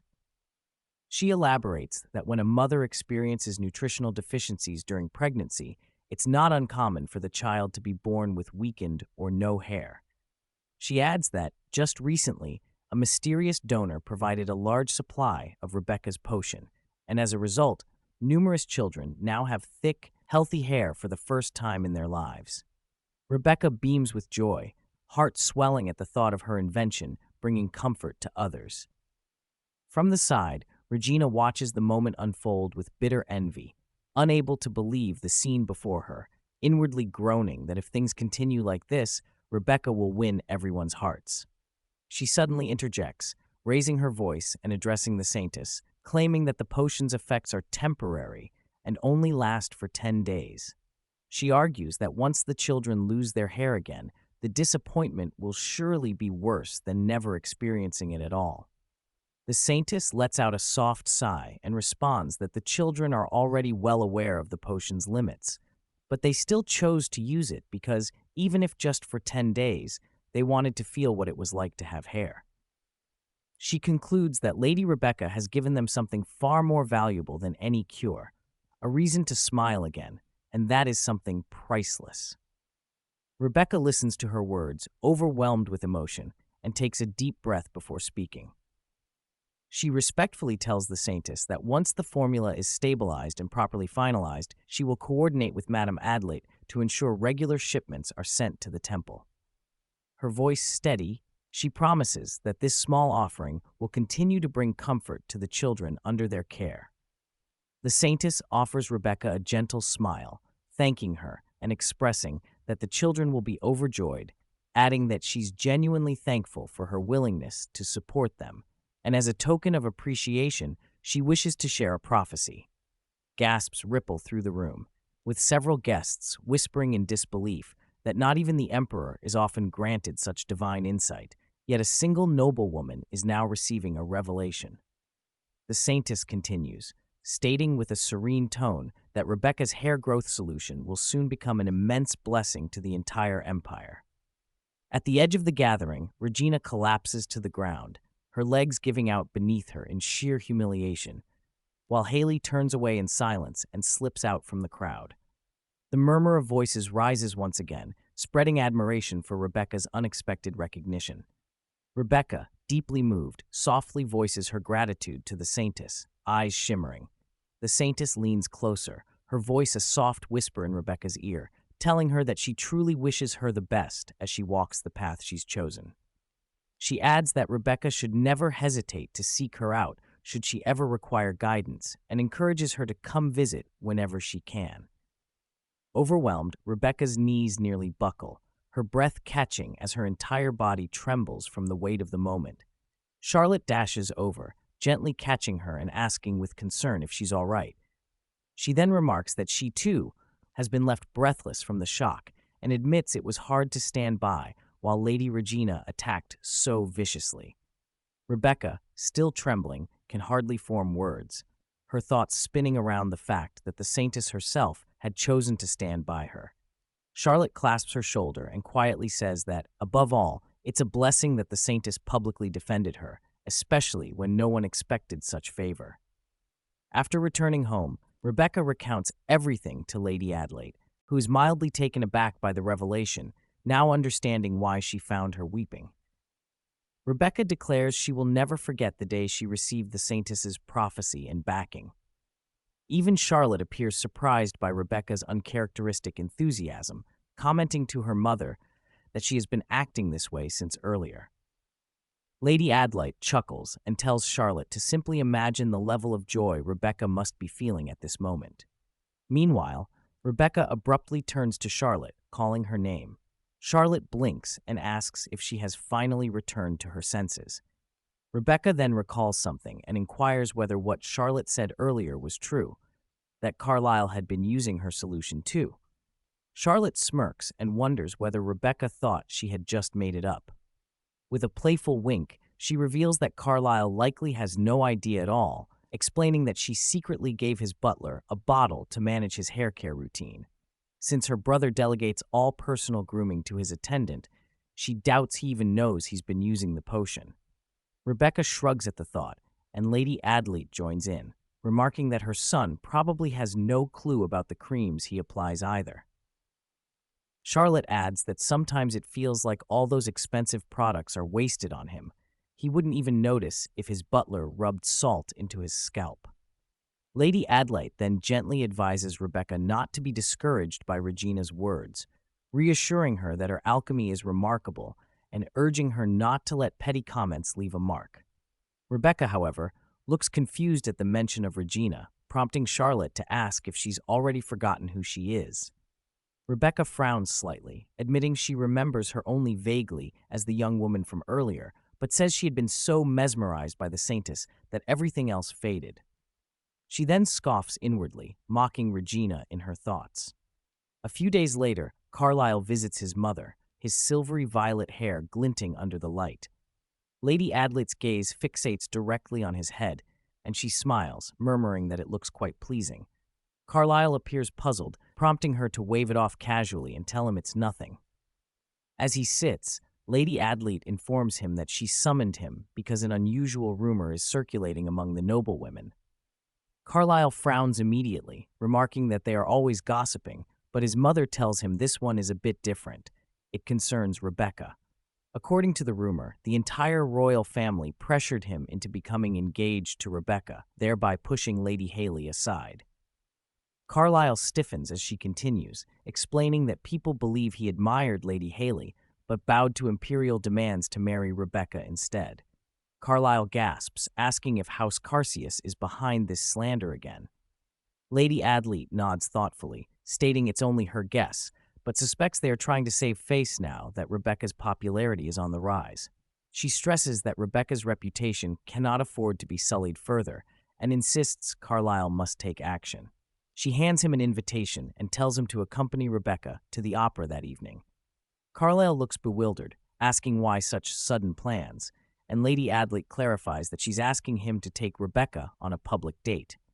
As he opens the envelope, she adds that if the two of them are regularly seen together, it will help squash the ongoing speculation. He nods slowly, agreeing that if it's for Rebecca's sake, he will comply. His mother beams, saying that it's wonderful because this is a significant moment for her.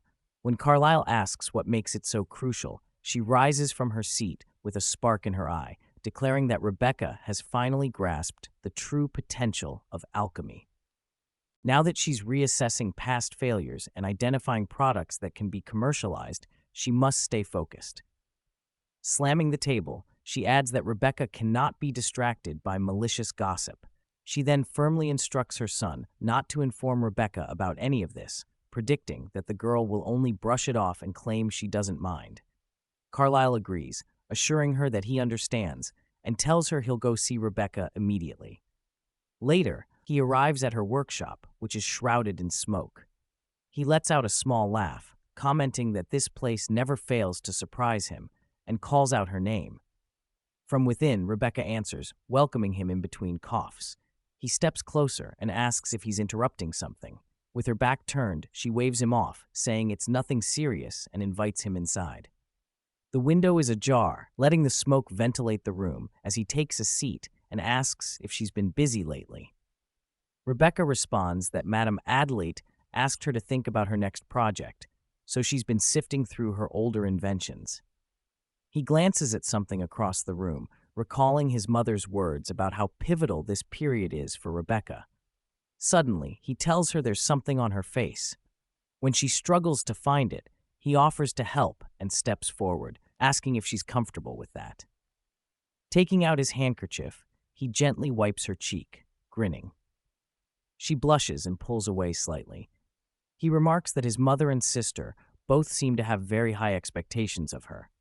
Rebecca responds sheepishly, saying she believes they're overestimating her abilities, but she genuinely wants to live up to their faith in her because they've both been nothing but kind. Carlyle tucks his handkerchief away, then smiles and says, in that case, she should allow him the chance to be kind to her as well. Rebecca looks surprised as he hands her the invitation, her heart thudding. Some moments later, Carlyle finds himself slightly uneasy, a pink hue spreading across his cheeks, as he quietly realizes the butler is to blame for his current attire. He is clad in an undeniably striking ensemble. Suddenly, Rebecca appears before him, dressed in a radiant red gown that glimmers with every step, and she hurriedly apologizes for her delay. Her breathtaking appearance renders him speechless, yet he quickly recovers and offers her a warm smile, telling her she has arrived just in time before extending his hand and asking if they should be on their way. She accepts it, remarking that they certainly should, but as they begin moving, her heel catches unexpectedly, and she nearly stumbles. He swiftly steadies her and checks if she is all right. She admits with a flustered laugh that she rarely wears heels. Without hesitation, he kneels down to adjust them properly, leaving her completely dumbfounded. Once finished, he gazes up at her with a gentle expression and adds that if they prove too difficult to manage, she can simply lean on him for balance. As she slips her hand into his for support, she wonders why her heart is pounding so wildly, noting that the sensation feels oddly familiar, almost like the rush she experienced the first time she managed to carve into a raw mana stone. Upon arriving at the venue, Rebecca turns toward him with a puzzled expression, asking why they have come to an opera, since she didn't think he would be the type to enjoy such performances. Or does he, perhaps? He looks at her for a moment before admitting with a small smile that she knows him quite well. She is correct in assuming he doesn't particularly like these events, and truthfully, he can't even recall the last time he attended one. However, when his mother handed him the tickets, he figured she might enjoy the outing. Rebecca glances at him, touched by his thoughtfulness, and tells him gently that he doesn't need to force himself to do things he doesn't like just for her sake the next time. He grins at that. With a thoughtful pause, Rebecca suggests that next time they choose something both of them can truly enjoy for their next date. Whispers ripple throughout the crowd as people begin to murmur that Duke Rowenster has arrived with his fiancée to watch an opera, something they never imagined from someone as stoic as him. One woman even whispers that she once heard he was pressured into this engagement, but from the looks of him now, it certainly doesn't seem that way. As murmurs grow, Carlyle quietly reaches over, smoothing down a loose strand of Rebecca's hair and remarking softly that it had gotten a little tangled. Rebecca, noticing the attention, remarks that it must be exhausting having people observe his every movement like this. He exhales, telling her with amused relief that it feels nice having someone finally understand, especially after 28 years of constant scrutiny. Rebecca adds with a dry chuckle that it almost seems as if the audience is more interested in watching them than the actual opera, since nearly everyone has turned in their direction. Carlyle reassures her, saying not to fret. Once the performance begins, the crowd will focus on the stage instead. Suggesting they try the wine before the show starts, they gently clink their glasses together. She lifts the glass, bringing it to her nose and noting the aroma is a bit sharp for her taste, but still decides to take a sip. The initial bitterness hits her hard, and she lets out a soft bleh, clearly unimpressed. But after a moment, she notices a pleasant aftertaste lingering, prompting her to reconsider. Meanwhile, Carlyle quietly observes her reactions, clearly entertained by her expressions. The opera soon begins, telling a tale titled The Love of a Noble, which follows a young aristocrat who loses his memory in a tragic accident and is then cared for by kind-hearted villagers. Over time, he recovers both his past and his health, eventually falling in love with a humble girl from the countryside. The story unfolds as a heartfelt romance defying social hierarchy. Around them, the audience listens in silence, deeply moved. Rebecca, however, struggles to stay engaged, yawning repeatedly and wondering when it might end. Her thoughts drift, questioning whether such stories are meant to be enjoyable, when at last, to her relief, the performance concludes. The crowd erupts in applause, rising to their feet in admiration, while Rebecca finally stretches, hiding her boredom with a polite smile. Afterward, Carlyle turns to Rebecca and gently asks if she would like to step out for a bit of air, mentioning that they still have time before the second act begins. She nods in agreement, and together they exit the venue. As they stroll outside, the Duke casually inquires whether she truly didn't enjoy the opera, and she blinks in surprise, asking how he figured that out. He chuckles softly and admits that he found it rather dull as well. She questions if he's being serious, and he nods, smiling as he adds that he didn't exactly choose the performance himself. Rebecca recalls he had said earlier that his mother provided the tickets, and he confirms it, explaining that the Duchess is particularly fond of romantic operas. Though she might not seem like it now, she used to be incredibly passionate about love, especially when his father was still alive, as the two of them were considered the most affectionate couple across the continent. Rebecca giggles at the thought and remarks that, funnily enough, her own parents were just like that too. Her father had always adored her mother deeply. They both fall quiet for a moment, gazing at the scenery outside, when Carlyle eventually asks if they should simply head home since neither of them actually enjoyed the performance. Rebecca hesitates, pondering the situation, before pointing out that they're expected to maintain appearances for the other nobles, especially in public.